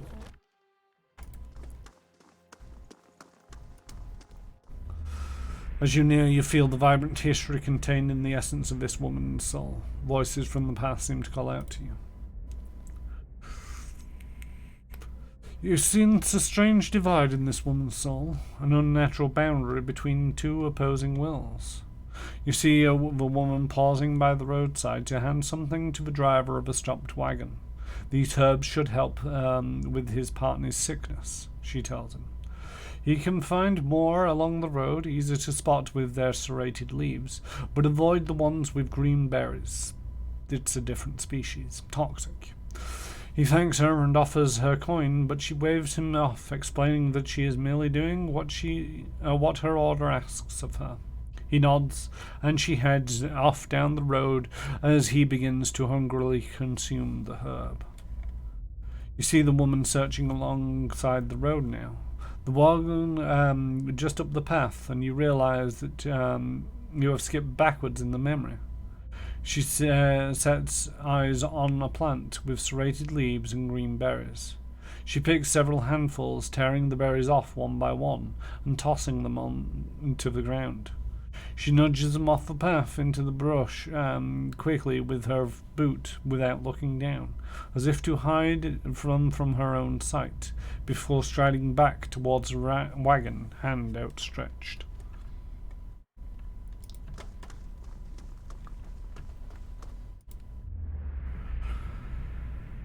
As you near, you feel the vibrant history contained in the essence of this man's soul. Voices from its past call out to you.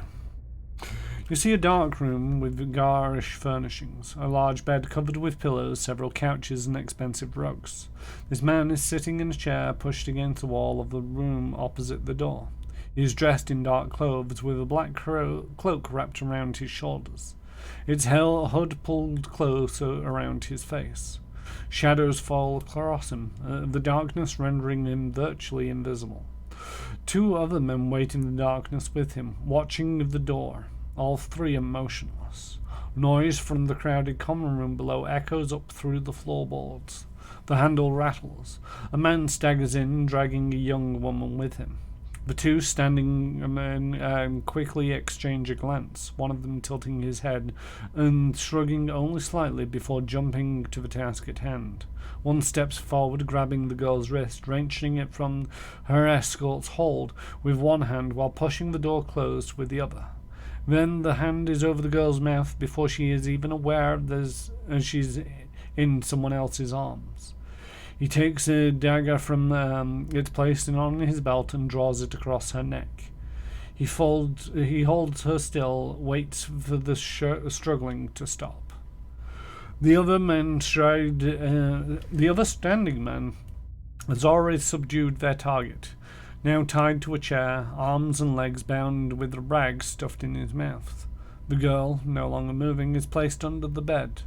The man who dealt with her takes his place beside the other. They stare down at the man screaming against the cloth, but the muffled sound is unheard over the raucous noise from the crowd below. One of the men begins murmuring softly, putting his hand on the chin of the man in the chair. There's a bright flash of light, and the man stops struggling, suddenly placated, with a sudden placid look in his eyes. The two captors ask various questions that the bound man answers happily. After they finish, the two look into the man sitting against the wall. He is not moved, as the events transpired before him, but only sat, silently observing everything as it happened. He stands, holding the cloak close around him, and nods to the two men.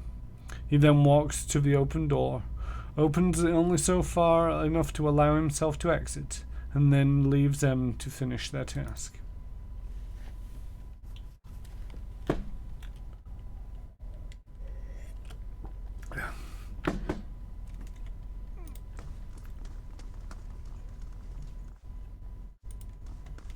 Wait, why does the rock have a name? A well-maintained statue of a middle-aged man presides over the room, looking unblinkingly over the bustle of harried academics pestered by the hopeful desperate. A strong warmth emanates from it that you could sense from across the room. There is a human soul stored within the stonework. You feel its attention turned towards you. It has been some time since a watcher graced these halls. His voice echoes deeply, rumbling the floor beneath you. I am envious of your natural insights, traveler. I can only imagine how it might have helped my work in life. Now, what has brought you to my Sanatorium? I'm curious as to how you've come to be in your present state. In the statue, you mean? Well, he laughs. I was old, and it seemed wrong to me, a long time spent in pursuit of discovery, only to lose it all in death. Somewhere, someday, I would wake up in a new body, none the wiser, but pursue a different course entirely. All that experience wasted. If we are ever to unearth the principles behind our existence, it will be in spite of our condition. Of that I am quite sure.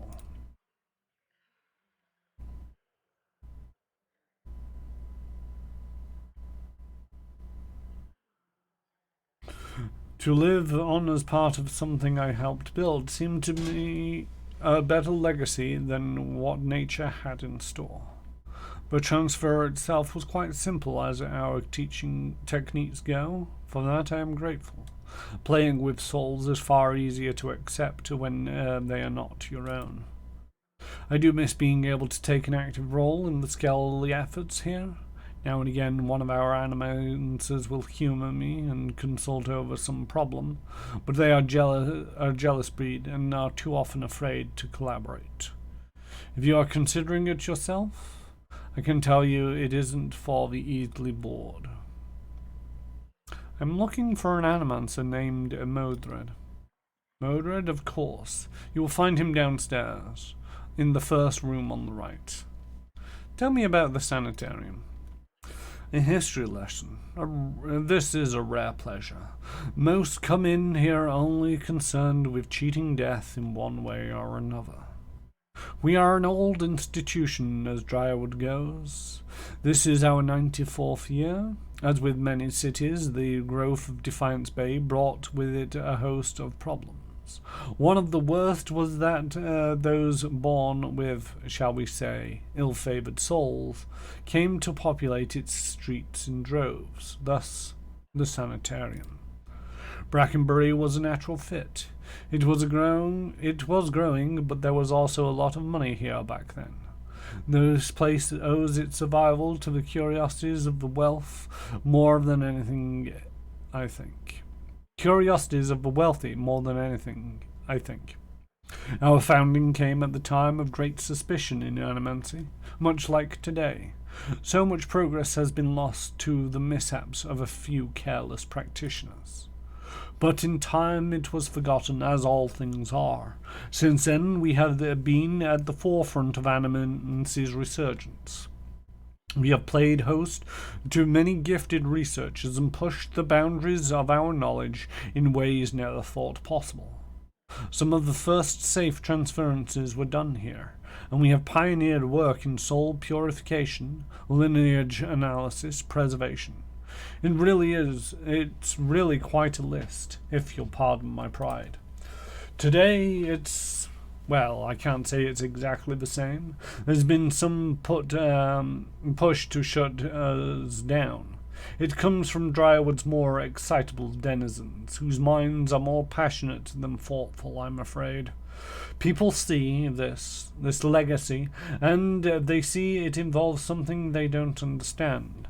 So it's natural for them to suspect people whose understanding exceeds theirs.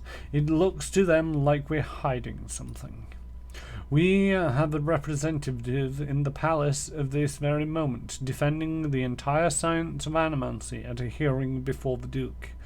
Absurd as it sounds, if it does not go well, it could be the end of animancy in Drywood. I fear either would be swayed by all unrest, irrational though it may be. We shall see.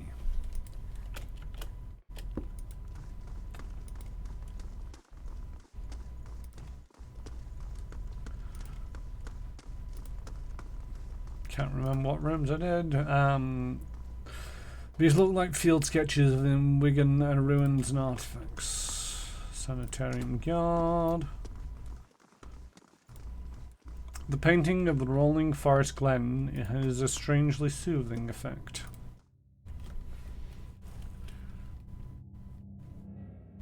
I've just lost my chat. Demon princes are formerly mortal servants who have impressed their god to the extent they have elevated into immortal demons. Or daemons. This is a test.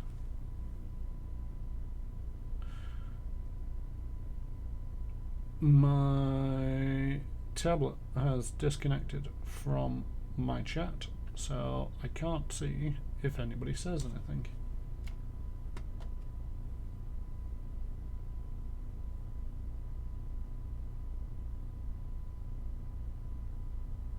That's an interesting thing.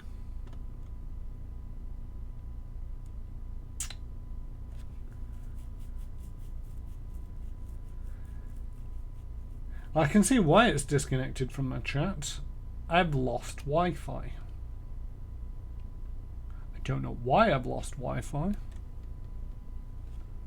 I mean, I've still got internet because I can see that Saber's just gone oof.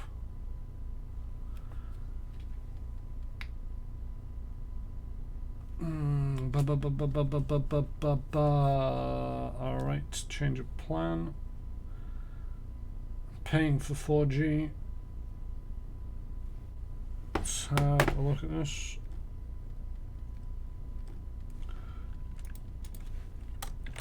This is a test. Yeah, okay. My chat is now on a mobile phone, which has 4G, so it will appear on there at least. While my tablet still has a hissy fit about not being able to connect to the network. Back to the game. Hopefully it doesn't take the rest of my internet down. It shouldn't do. I mean, said first door on the right, but I'm going to be checking all of the rooms because why not? The strange device seems to thrum with power. Well then.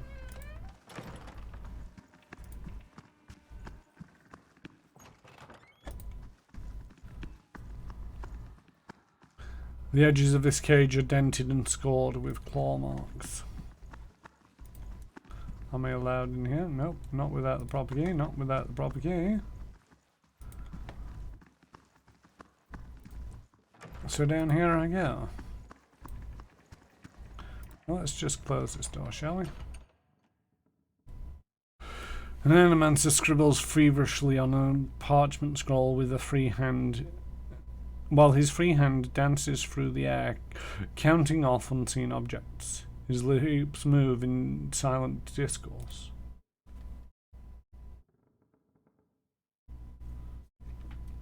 As your shadow falls over his scroll, he looks up to you with mingled perplexity and irritation. Well met, friend.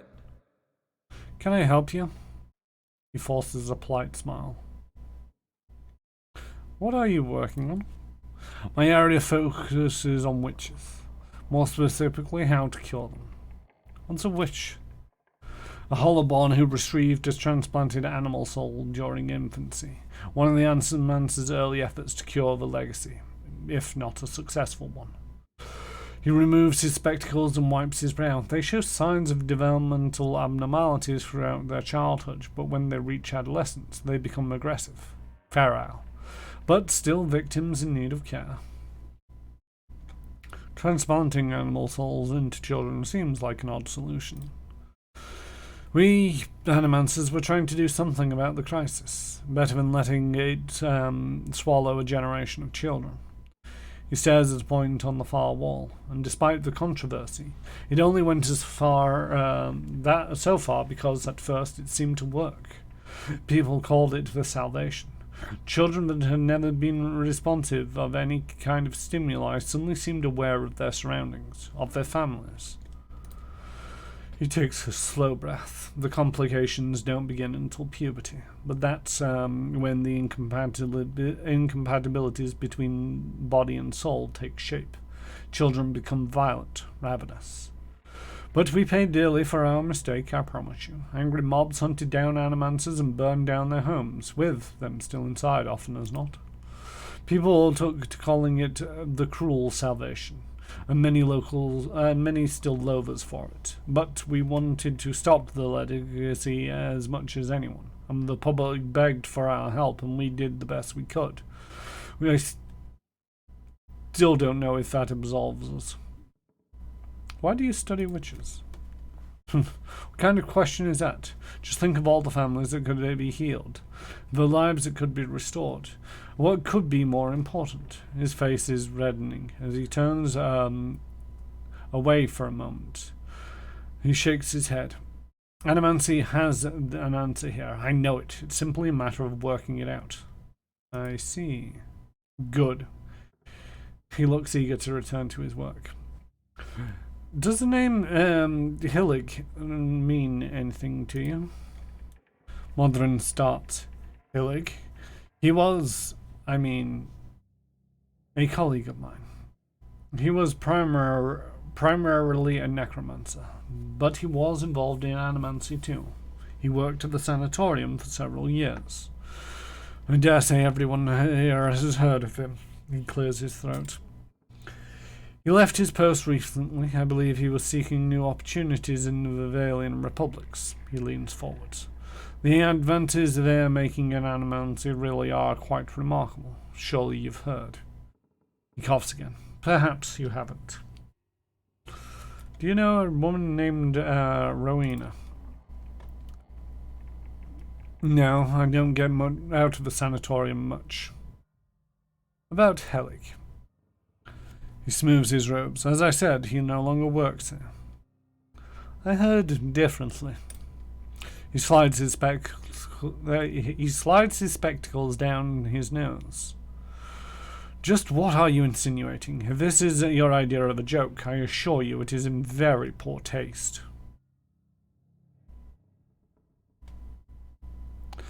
So, you didn't sink a blade into his chest and dump him in the catacombs. He'll be relieved to hear that. Modred pales. How could... He sighs and runs his hand over his hair. Very well, yes, I killed him. I killed that beast because nobody else had the spine for it. He was a madman. Years of perverse experiments, twisting healthy souls, torturing damaged souls, and for what? He flayed the essence from Glenfarden ingredients for his amusement. Indigent for his amusement.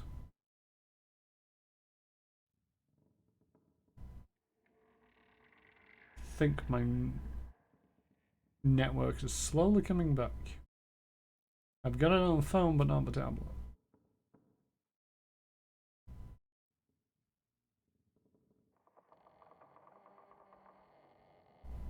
There we go. It's on both now. Whatever you're doing, stay safe, Yep. stay well. Remember to look after yourself. Sorry.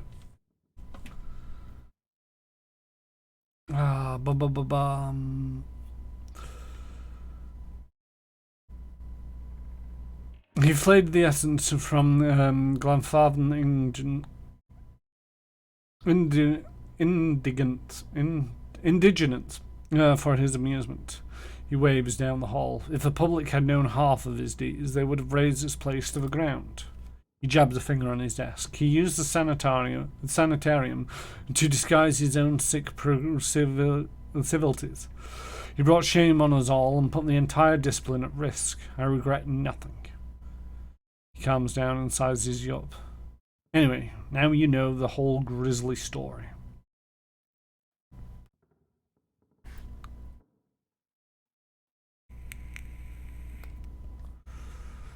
Helig said you stole a grimoire from him.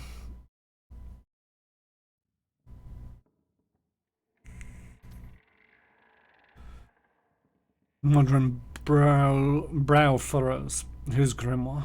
What's that man been telling you? He said you kept it in that trunk over there. Give him the key.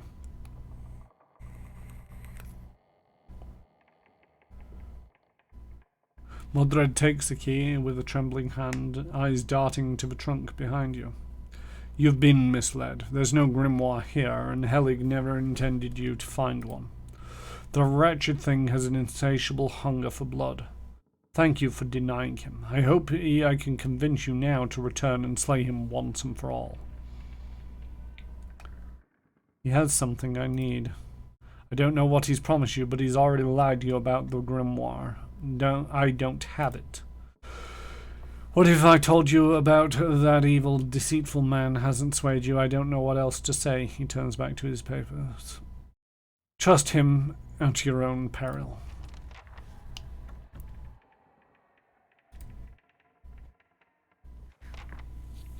In the corner of Mudren's lab rests a large webbed trunk. It seems likely to contain something important, if only by the virtue of its size.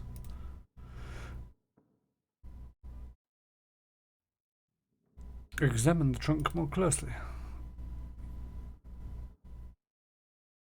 I can't open that trunk anymore, which is a bit annoying. I have a feeling there's more to this place. I have a feeling there's more to a lot of these places.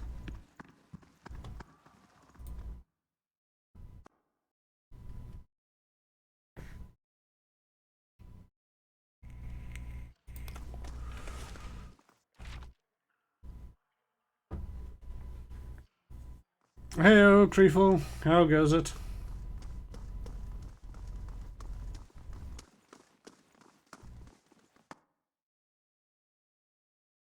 How are we doing over here? I love popping in and out of streams on Thursdays. Hey, it's going okay. It's a bit quiet, but hey, oh, right. I've been everywhere. Okay, back to Copper Lane. I'm back to the guy in the sewers.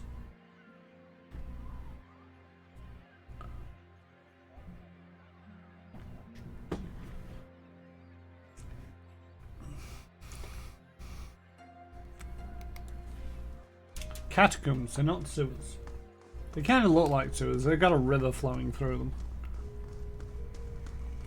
Which does not exactly look like the cleanest river I've ever seen. So it might be sewers.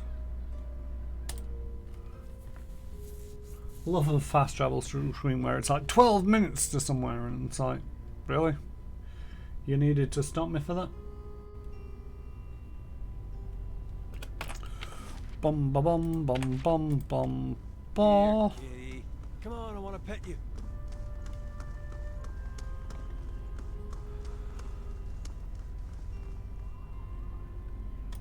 I don't remember him reading your story.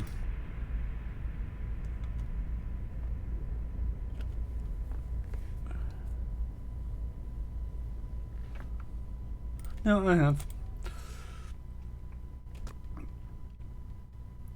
Bum bum bum bum bum bum bum bum bum bum bum bum bum bum bum bum bum bum. Is the AI smart enough to not take the trap passage? I don't trust it not to take the trap passage, but what is this? No. Fast mode. Let's watch them walk really funnily. A lot of action in them shoulders.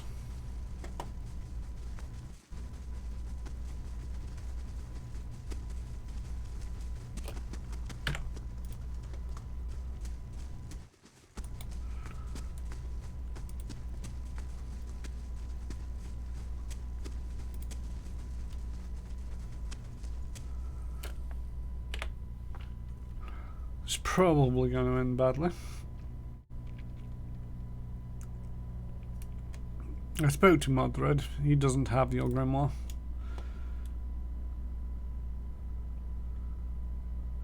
Ellie lets out a bubbling hiss of frustrations. There's not much fun in a joke if you explain it, is there? He tugs a few hairs out of his beard. If you can't fulfill my need for vengeance, then you will serve another purpose. A dried shivel tongue darts over cracked lips. I'm afraid a fierce hunger has awakened along with me. It is murder time. Where face you.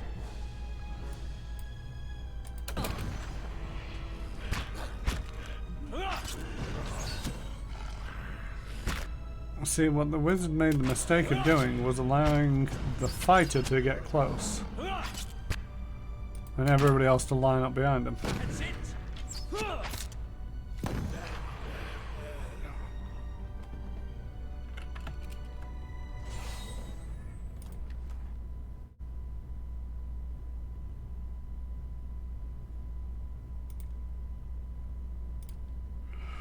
Unfortunately. Oh wait, I forgot to look at those. Oh well. The soul prowls within the bloodstone like a caged stelgar. It is fierce with it is filled with a fierce, restless energy. Who are you? You can see an image in your mind of a woman in heavy leather armor bearing twin daggers. Next to her is a man, young and handsome, who calls her Rowena. The vision shifts to a windswept plain next to a lake. 50 men and women in marching leathers lay dead, their bodies contorted and deformed by some sinister sorcery. Rowena falls among them, her body collapsing next to a young man you saw earlier. She's too weak to speak, but the name Dalton appears in your mind. A lone figure strides across the battlefield, barely bothering to step over the corpses. His eyes are filled with an unnatural light and fixed on Rowena. He reaches out to her, and with what little life remains in her, remains in her body, departs. When he takes the amulet from around her neck, you feel her anguished soul trapped within it. With a final contemptuous glance at the fallen Dalton, the man departs. Dalton sent me to find you. The soul pulses with warmth. It fills your mind with memories of a young man who is both bold and generous. But fury and despair gnaw at these images away until all you can feel are cold crimson walls pressing against you, and something lonesome feeding off you as the years fade into decades. What do you want? You see an image of the amulet shattering and the soul inside rising and dissipating among the stars. Farewell.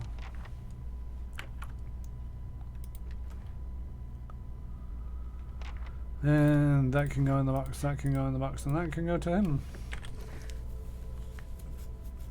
We got another grimoire. Jolting Touch, Conceal Arts, Corrosive Siphon, and Conceal Arts Draining Touch. Don't think I've heard of this one. And drains 31.8 corrode damage as endurance. If successful, weaken for 26 accuracy, plus 10 versus fortitude. The caster's hand becomes a toxic parasite, causing corrosive damage to the target, weakening it and converting its life force to the caster as endurance. It's basically a balanced form of this one. Although that's an AoE for 56.5 damage. That's a single target for 31 damage, but it also weakens them. Weakened characters have their might and constitution reduced by 2, their movement reduced by 1, fortitude and wills reduced by 20. Though it also, I think, has more accuracy. No, it's same accuracy.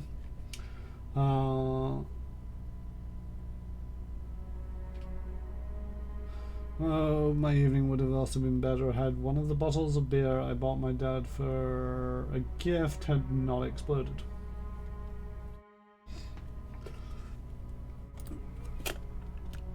I mean, the question is, why did it explode?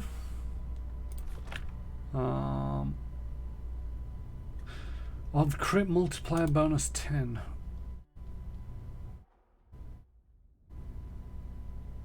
Plus 0.1 to crit damage multiplier. Who crits the most? How do crits work in this system?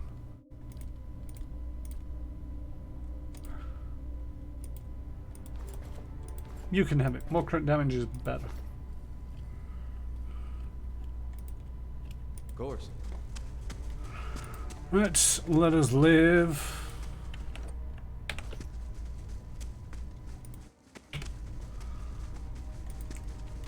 Let's do the funny hot step.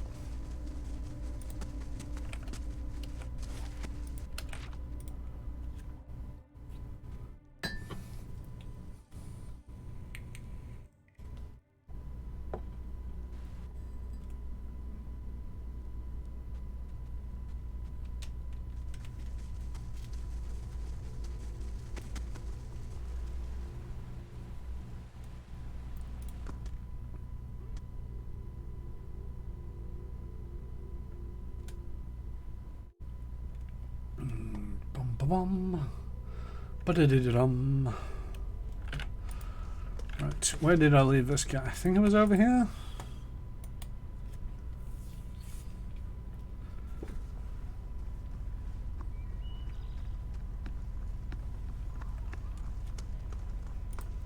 Hello. His tired eyes brightened. Did you find her?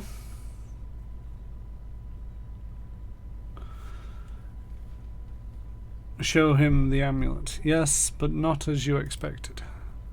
The man studies the amulet. Rowena used to wear this. Where did you get it?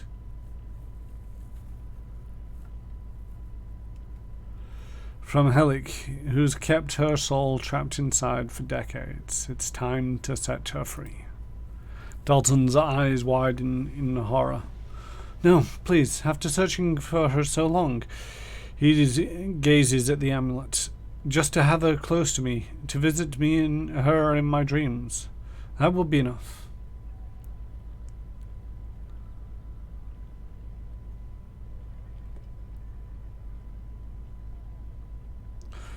Enough for you, but what about her? If you kept her trapped in this amulet for the sake of your own comfort, you're no better than the wizard who imprisoned her. Dalton's expression withers. You're right. Please, let me do it. He draws the club with a trembling hand and crushes the amulet. As the gem cracks, you feel essence rush from it. The old man looks at the shattered gemstone. Thank you for showing me reason. Perhaps she'll wait for me in the next life. He looks at his hands shaking. By the flame, she won't have to wait long. Please, take this. He hands you the club. It's from my old adventuring days. I think it's finally time I let them go. I got a stick.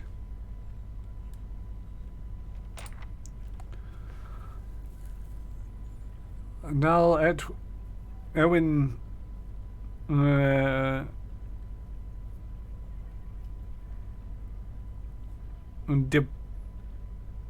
bitter. Sure. Once owned by a Glenfartham barbarian Bredwin Carl Wardha, this club has ended the life of many an opponent. Bardwin's heir was known to rush headlong into every battle, swinging the club over his head, shouting, Dial Elwen Dibata.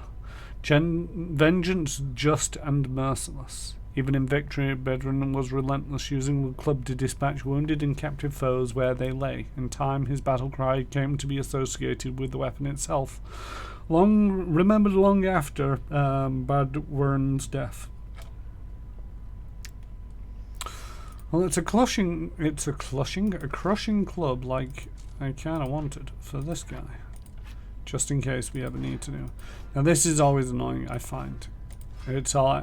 I just want that one shield on 2 weapon sets. And there's nothing I can do about it. There's very few games that actually allow you to do what I want.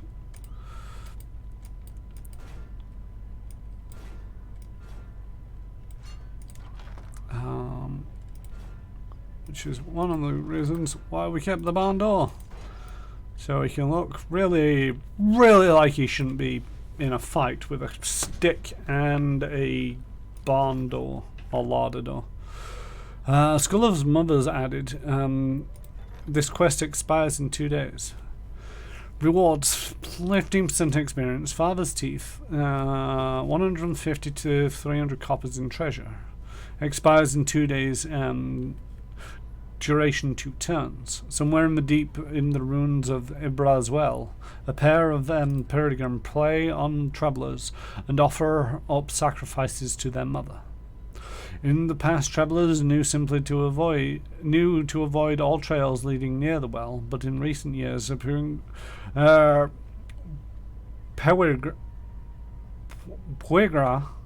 have increased the range of their hunts. Travellers have been abducted or killed on the roads between Solace Vale and Midwood. Glenfarthans have resistant to enter Ibrel's well due to their religious significance of the ruins there, but it hasn't stopped the residents of affected towns from requesting help from within Dyrwood. There is no companions at the stronghold, so I can't assign anybody to do that. Yeah. Need to find more people, I guess.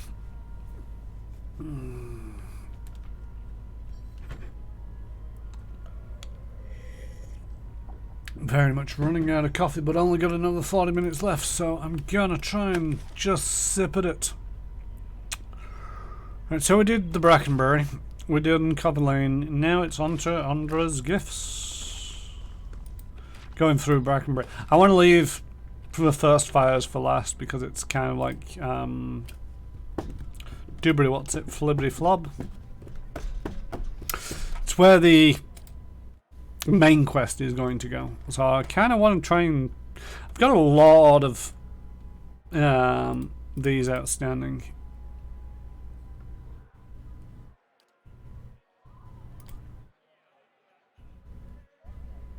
Although I might be able to go back and deal with that one now. Find the ruins beneath. Explore the paths. Find the cliff. Talk to somebody in Andra's gift. I can off to do that now. And there's apparently some archive somewhere.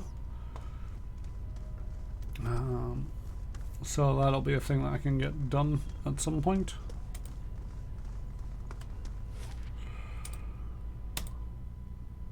Doop doop doo doopy doo doo doo doo. So I want to drain the rest of that coffee. Alright, across the map. Because that's first fires, and this is Andra's gift. Off we go.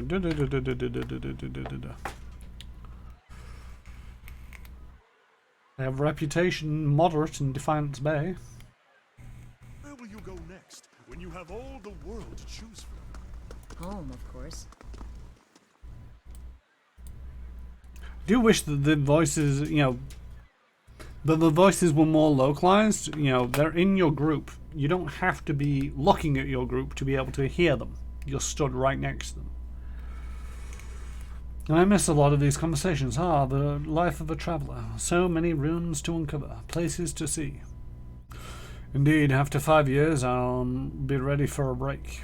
It's true. You've been at it far longer than I. Where will you go next when you have all the world to choose from? Home. Put 4 bottles gently in my bag, picked up my bag, and one just shattered. Does sound like a bit of a flaw in the bag itself. More than, not the bag, the bottle.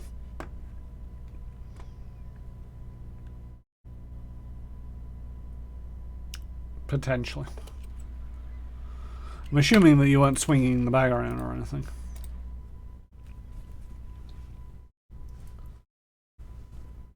Bum bum bum bum bum bum.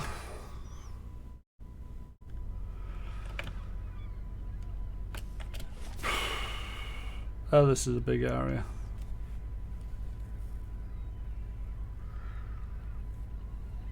Up across the top, weave the way down there. Probably circle around, come back up, circle around. Okay, great stuff. Got a route. If it's not nailed down, I'm taking it. Refugees. Grimy windows have been papered from the inside. Hello.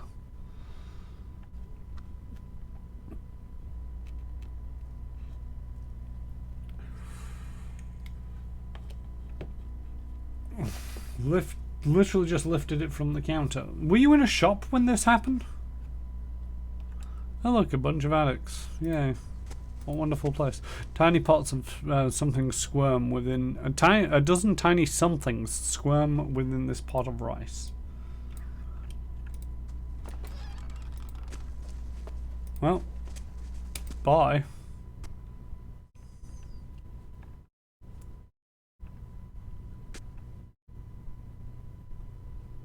Did they replace the bottle?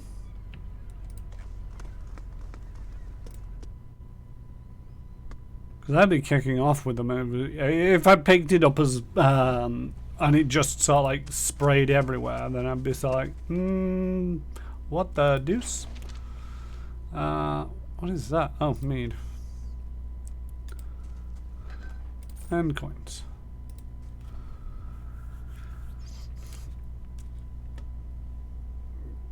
Oh, thank you. This young elven man squints at you in surprise. You can't just barge into someone else's home, somebody's home like this. Who do you think you are? Who are you? The elf who lives here. Now get out. What now? He looks at you nervously.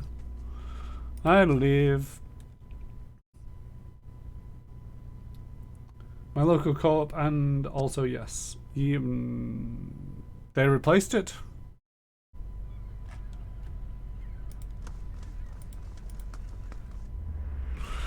As you near, you feel vibrant history contained in the essence of this woman's soul. Voices from its past seem to call out to you. You see 4 flickering torches, the only sources of light reflecting across the 4 tense faces.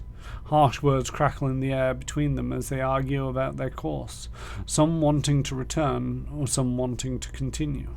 They move step by careful step through the dank cave, noses pinched and eyes alert. One, the ghostly elven woman, is thrown into the air and onto the ground with a sudden snap, the victim of an unseen trap.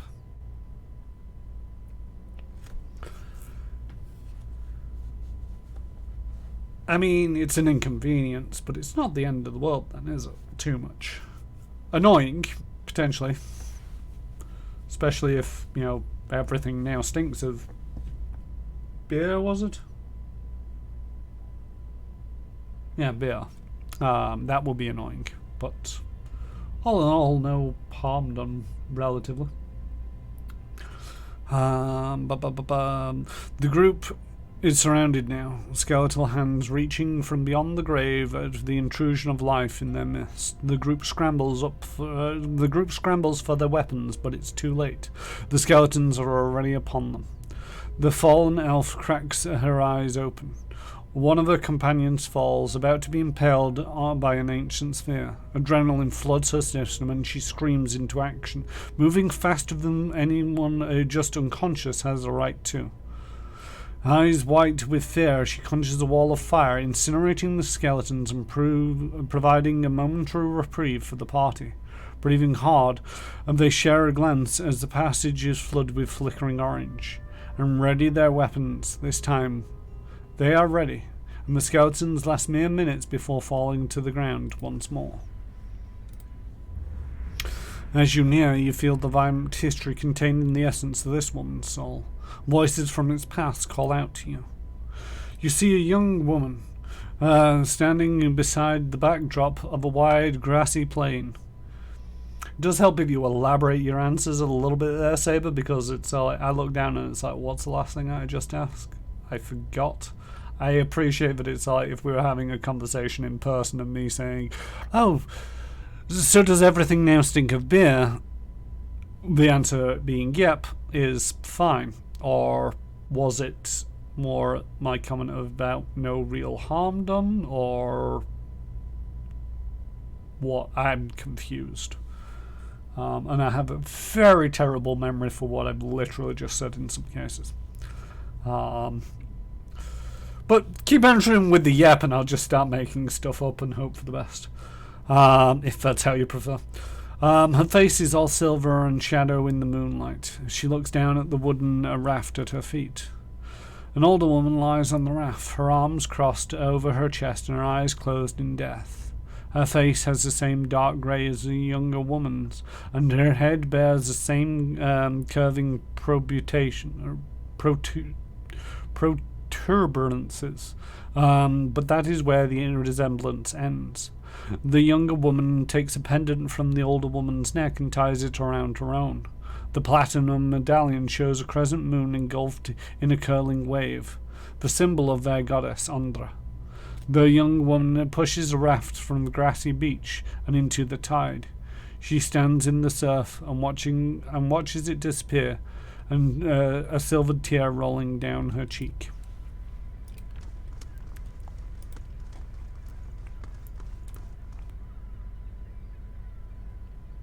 Commoner and commoner.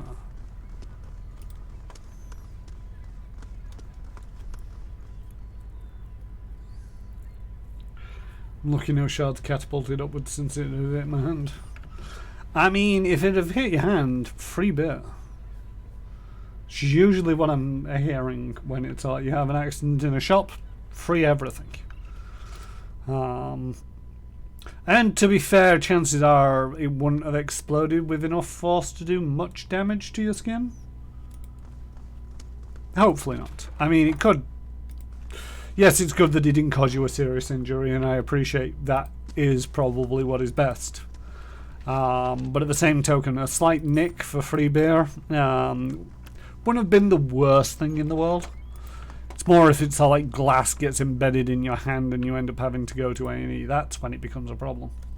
I think the reason they replaced it for me is because it was right in front of the cashier and put a hole in my bag. Yeah, I mean, that's the thing. It's like when it happens in front of the cashier, when the cashier can see you're not doing, I can understand them not replacing it if you grabbed hold of the bag and just slammed it into the desk and be so like, I want free replacements. It's like, get the fuck out of here.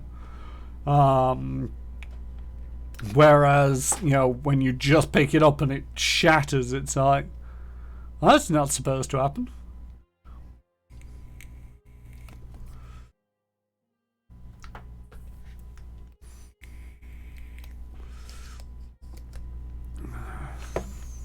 Anyway, I've clicked on that twice now and not read it. The rope coiled around the chair feels painfully scratchy.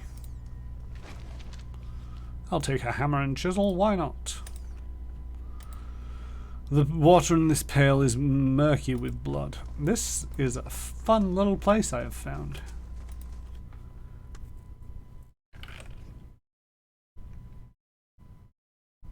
Do do do do do do do doopy doopy doop boop doop doop doop doop. Abandoned house, Cloak's house. So there are houses with names. It's just one of them where it's like going along and it's like abandoned house. It's like it's a torture room by the sounds of it. Inconvenient, yeah, but at least it was not as bad as it could have been. Yeah. As you near, you feel the vibrant history contained in the essence of this man's soul. Voices from its past seem to call out to you. As you? Where the hell did I get as you? You see the body of a... You see a body on a beach. A team of mages and healers buzzing around the room. On a bench. Oh my word, I'm getting tired. And I've still got half an hour of this. Right, let's try this one again.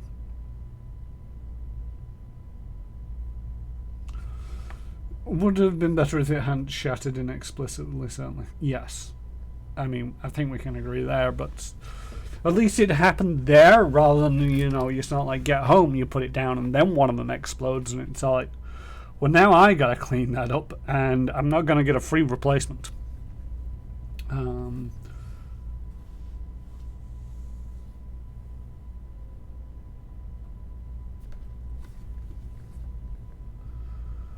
You see a body on the bench. A team of mages and healers buzzing around the room shouting instructions and incantations.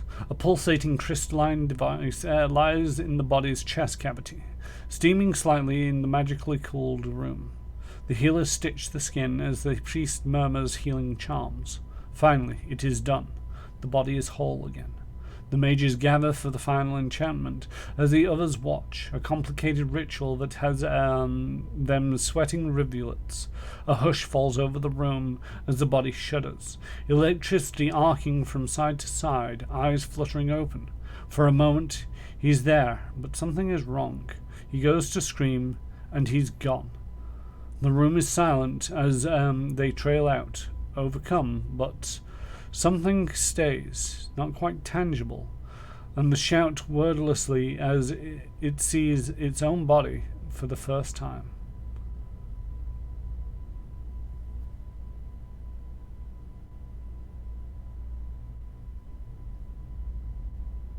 I am so confused by that one.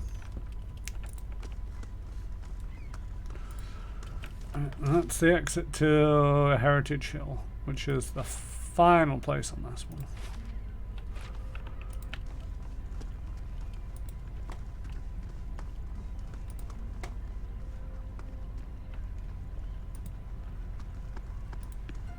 Right, what do we have here? Abandoned home or somebody home of interest?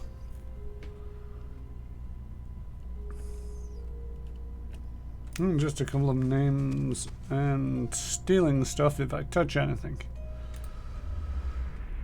As you near, you feel the vibrant history contained in the essence of this man's soul. Voices from the past seem to call out to you. You see a young man contort, screaming, strapped to a wooden table. Above him, a machine crackles, tiny strikes of lightning caressing his emancipated frame. A trio of mages chant around him, eyes white, hands lifted in benediction of their agonized victim. It goes on for more time than you could say before the screams stop, replaced by hoarse, stabbing sobs and silence.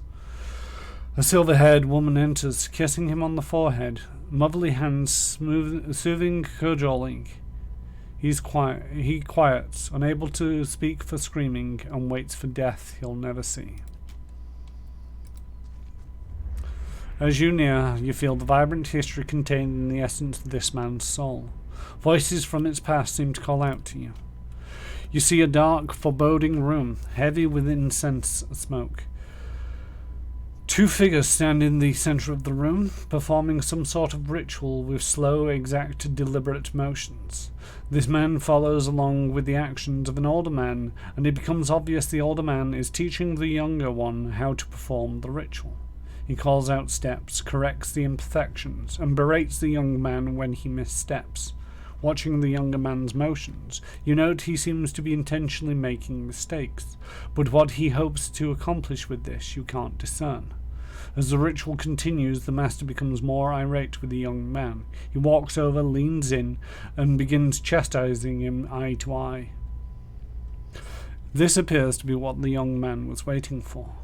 The young man takes advantage of his master's distraction, dropping the censer he is holding, and he locks eyes with the older man, completely focused on his target. A wisp of energy leaps from the younger man's eyes to the older, and the master stands up, eyes now milky white, rocking unsteadily on his feet. The younger man never breaks his gaze on the older, slowly circling him, almost seemingly disappointed. He stops, toe to toe, and looks disdainfully in the blank eyes. "Is that it?" he whispers, staring his master down like a snake. "How did I ever think you had anything to offer me?" He blinks and twists his head from side to side, turning heel and striding from the room. Bright blue mist flows from the master's eyes and mouth, wrapping sinuous tendrils around his body. It slides across his arms, working its way to his abdomen, down over his legs. The mist speeds up, moving faster as it circles the master's body, glowing brighter as it does. The speed increases until it no longer looks like a mist, but a shimmering cocoon surrounding the old man's body. A faint humming buzz emanates from the mist, growing louder and more forceful by the second. The young man stops in the doorway, looking back at the older man, only a mild interest in his eyes. With the whoosh, the air around the master ignites, starting him on fire. The smell of his own burning flesh breaks him out of the revive, and a scream erupts from his lungs. The young man turns around again, unmoved, and walks away, leaving no one to hear his master's dying cry. These are all so fucking cheerful, aren't they?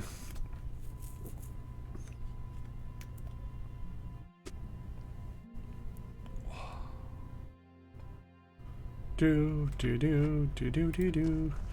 don't like the way that it forces to zoom in. Oh, name, shove off. Got nothing to talk about. All right, bye.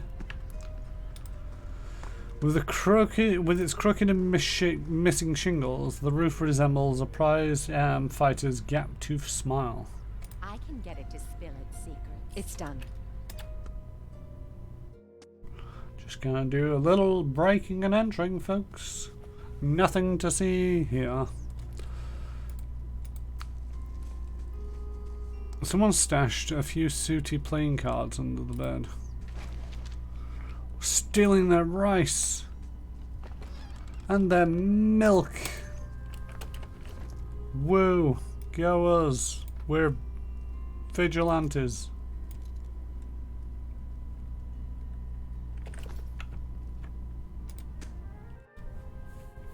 What did you call that place? A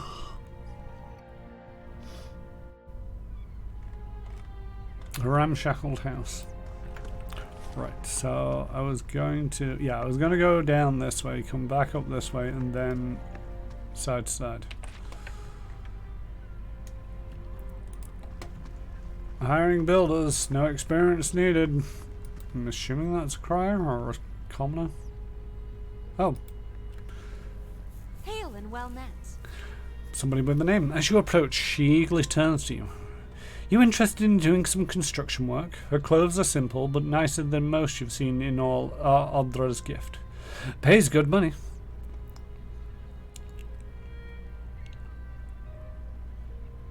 I don't know much about construction.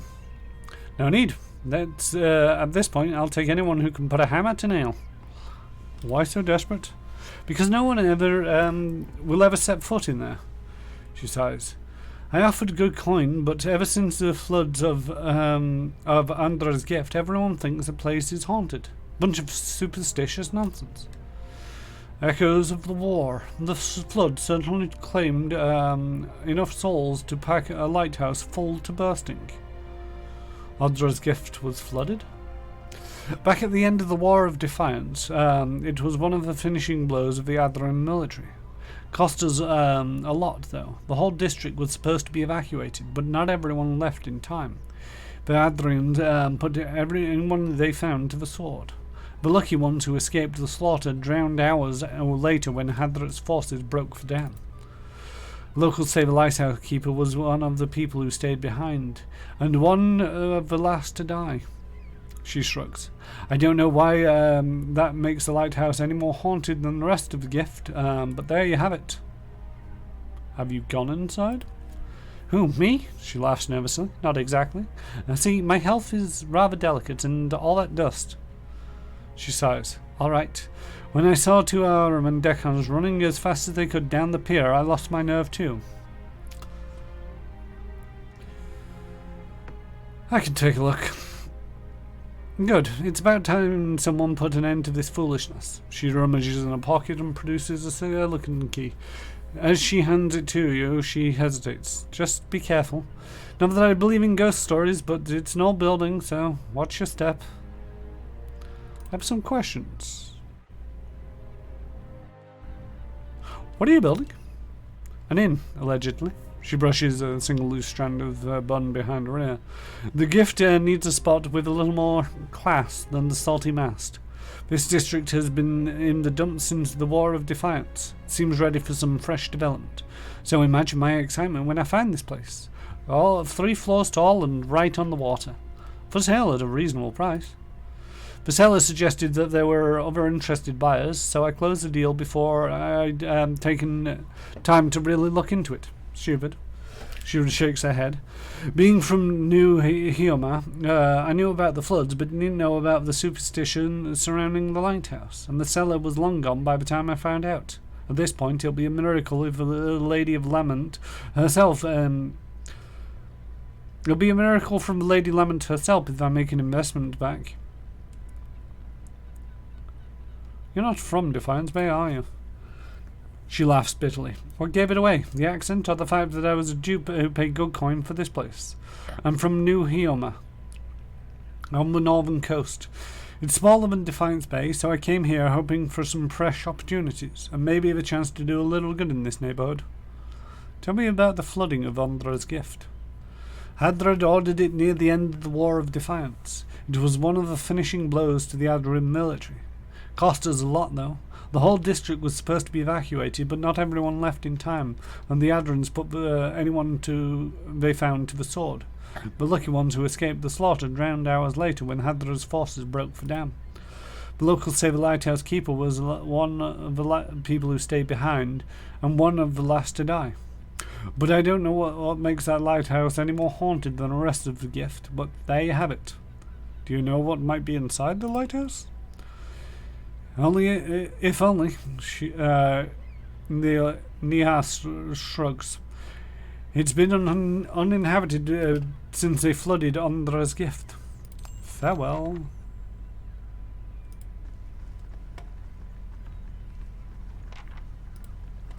To the lighthouse. Nia's got her work cut out for her.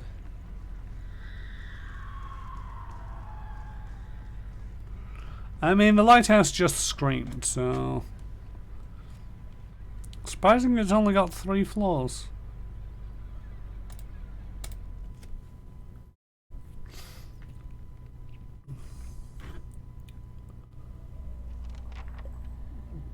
Find the source of the howling noise. Could be a witch or... a witch. I shall make it so. It's done. Junk.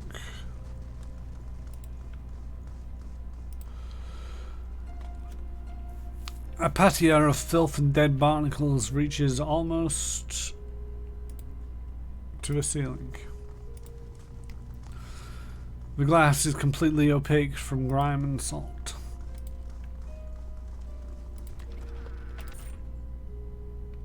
Oh, they didn't like me doing that.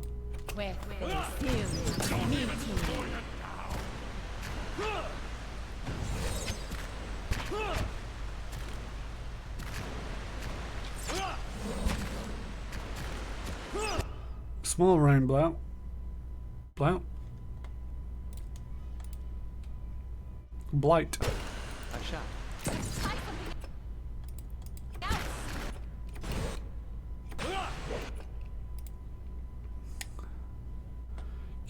I can summon skeletons. Right. You guys retreat. And then you summon skeletons behind you, and you also summon skeletons behind you. Yeah. You get really far to the back because you're in a terrible way. Have you finished? I can't tell if you're finished or not. Both of you move away. You guys open fire. Skeletons attack. Gotta be more careful. Not even slowing it. If you could finish any one of them in the back, that would be great.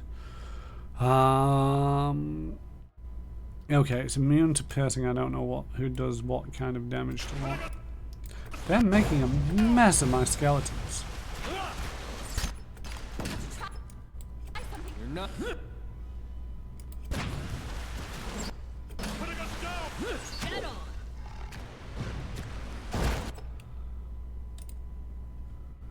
What? No.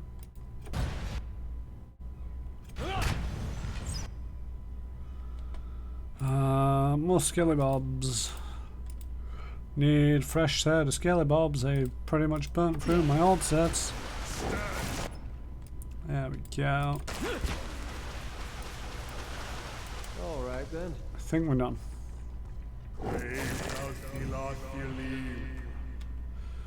Primal Water.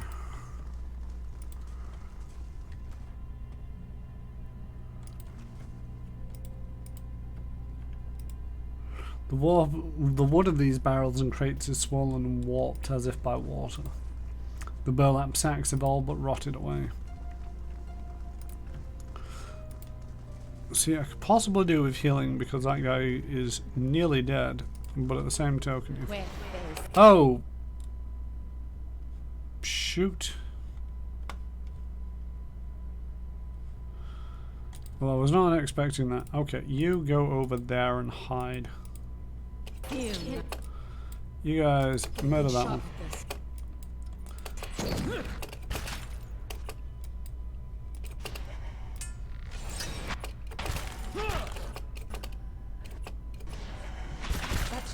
The shades seem to be multiplying.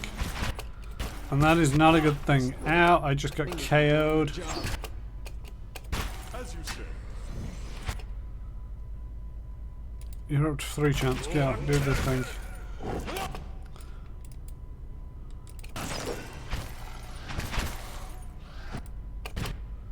think this is going to be a TPK. I'm getting mullet out here.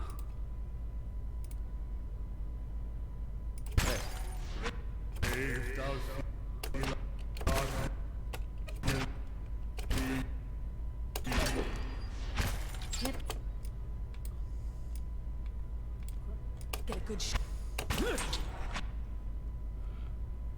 Not done anything to that spectre yet. Alright. One shadow down.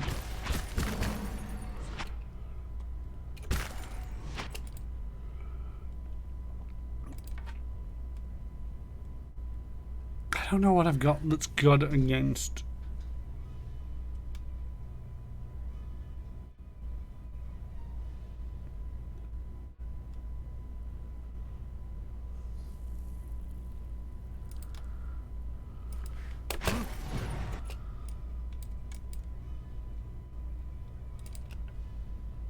I mean, everybody's dead, so fireball away.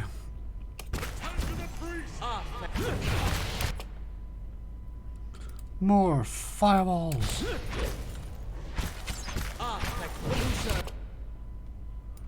Now run away, because there's a shadow very close to you, and that's likely to be dangerous.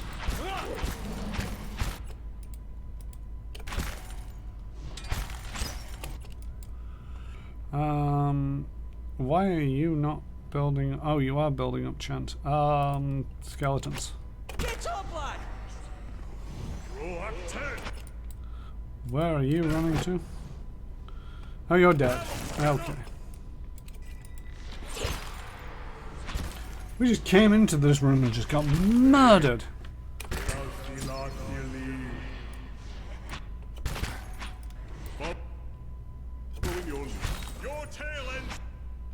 Can't get a good shot with this. Following your lead. Run away!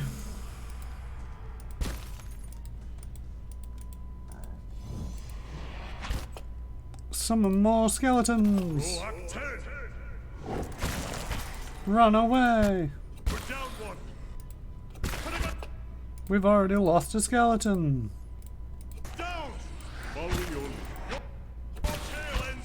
We're out of skeletons.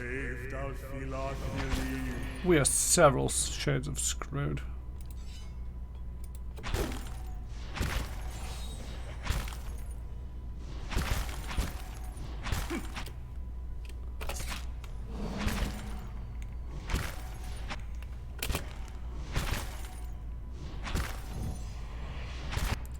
Die.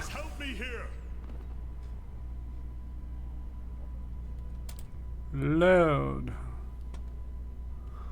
The autosave.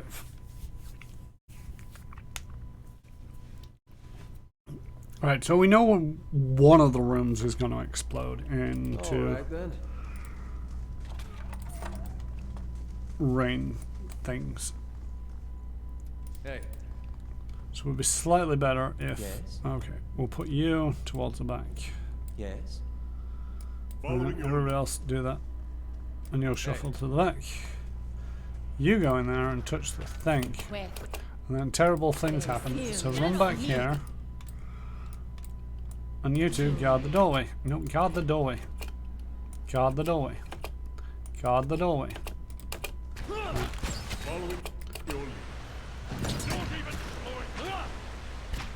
That limits the number of people who can sort of get in here.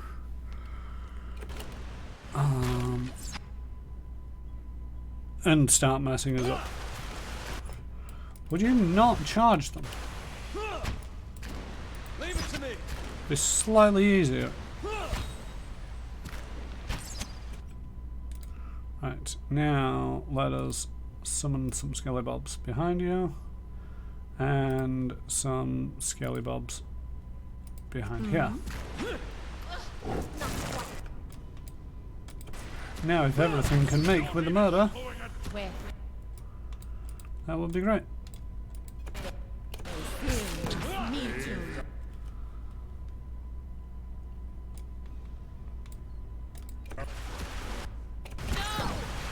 Alright then.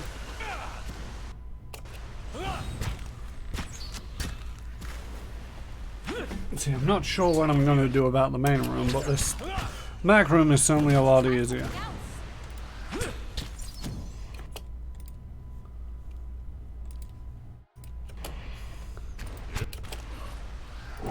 This isn't working.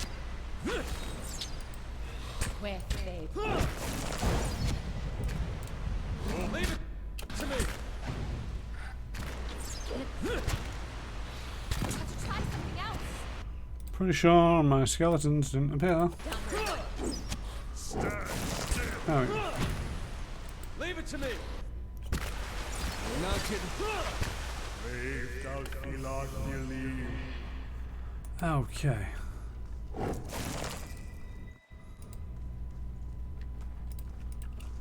Terrible things have occurred, but... Right, so the moment I cross the threshold of that doorway, things are going to go terribly for me. It's done.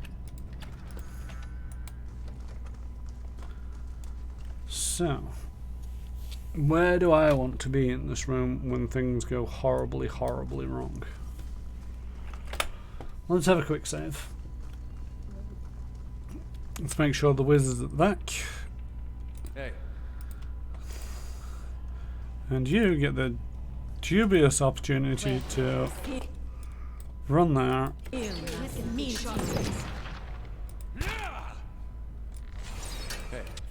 and do the things. Parathis!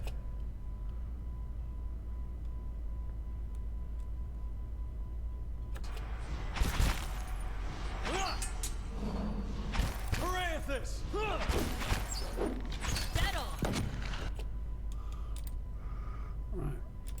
I would like you to get a little bit closer and you to get a little bit closer.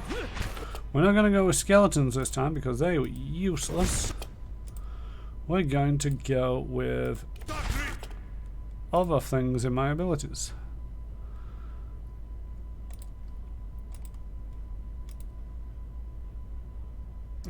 Wounding shot, marked prey, vicious aim. Vicious aim wants to go on. And can we have a pillar on that one? All the spells.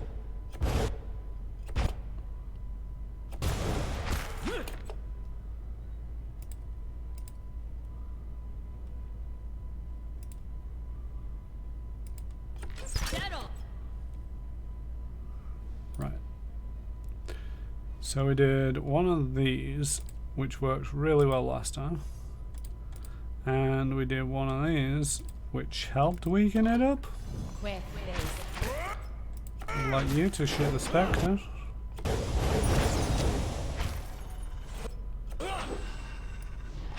Yes? How are we doing? How are we doing? Right, so we're out of those kind of spells. Nope.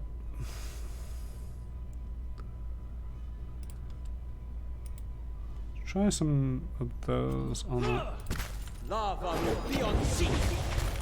Did not do as well as I'd hoped. On the plus side, the spectre is almost gone. Oh. We can do another lightning blast. And another one from this guy. Can't remember what it does. What is this? Force damage? Thunderous explosion that does crushing damage.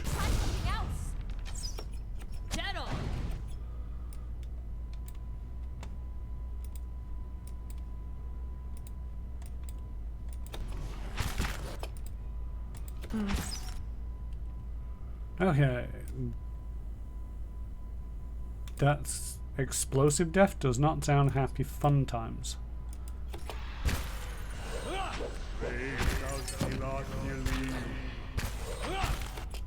I am getting injured and I don't like it.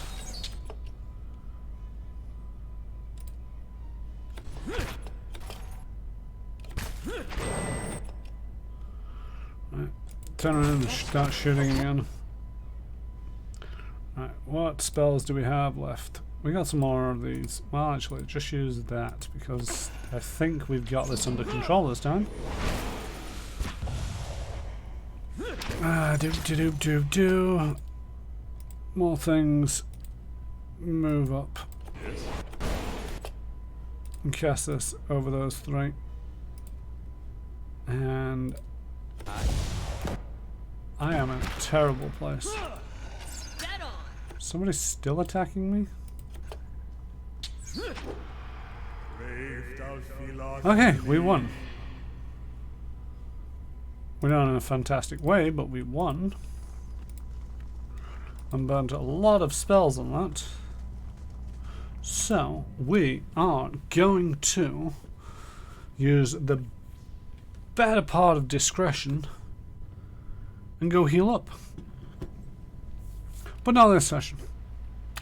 I do believe it is time. This elder of yours, he may have returned a drunk or an invalid. Maybe, but the search for Persock is just as important as what I find. Is that right? And what if you return empty-handed, huh? I never return empty-handed. So, it is the end of session 8. Go heal up. So no, I'll probably forget about it, but hopefully I'll recognize the fact that they are a little bit mullered before I go anywhere else. Okay, it is time for me to click on that, click on that, click on this, do this. Start playing it again. Okie dokie. So, thank you for joining me this evening. This has been Pillars of Eternity Session 8, where I still don't actually know what I'm doing for the end goal of this game. I don't actually know where this is going to end up. I'm guessing I'm going to be solving this legacy of some variety, and it's going to be related to souls and maybe some overarching plot to capture the souls and misuse them in some way. I don't actually know. But we'll find out eventually. It's part of the fun about playing games, is to eventually find out things that you didn't once know. So anyway, right. There is quite a list to get through. So I will be back tomorrow evening. I'm not sure if I'm going to be playing Prey or if I'm going to be doing something else tomorrow evening. If I can't find people... or said, if the regulars aren't joining me in the Peanut Gallery, which is JStation 64, which I think has already bowed out, and Micah_UK, I'm going to probably play some more Pillars of Eternity. I've only had one session this week, so more Pillars of Eternity won't go amiss. If not, I'll figure out something. On the 25th, Saturday, I am going to be doing an additional stream where I am going to be hopefully doing a bit of a marathon session where I sit through and play the entirety of the 1992 classic Dune. I say classic. A lot of people I don't think have played it. So that should be an interesting thing. I just need to make sure that it's actually going to stream. So you might see a surprise stream before it actually goes live, where it's just me testing things out. Then hopefully next week mostly is going to be back to my main schedule here on this channel. However, on Monday evening, I don't know if I'm going to be streaming something here randomly or whether I'm going to be joining RetroTed and JStation 64 with Tiny Tina's Adventure Assault on the Red Dragon Keep or something like that. That might be happening again on this Monday. That's likely to be over on JStation 64's channel. And come the new year, I will be back running Fly Free or Die on Manapot Studios. I think that just about covers everything. JStation 64 is running at the moment, and he is playing some No Man's Sky. So we're going to go over there and raid him. And I hope you all join me for the raid. If not, farewell, have a good evening. And if so, I'll see you over there. And regardless, until next time, tidy bye.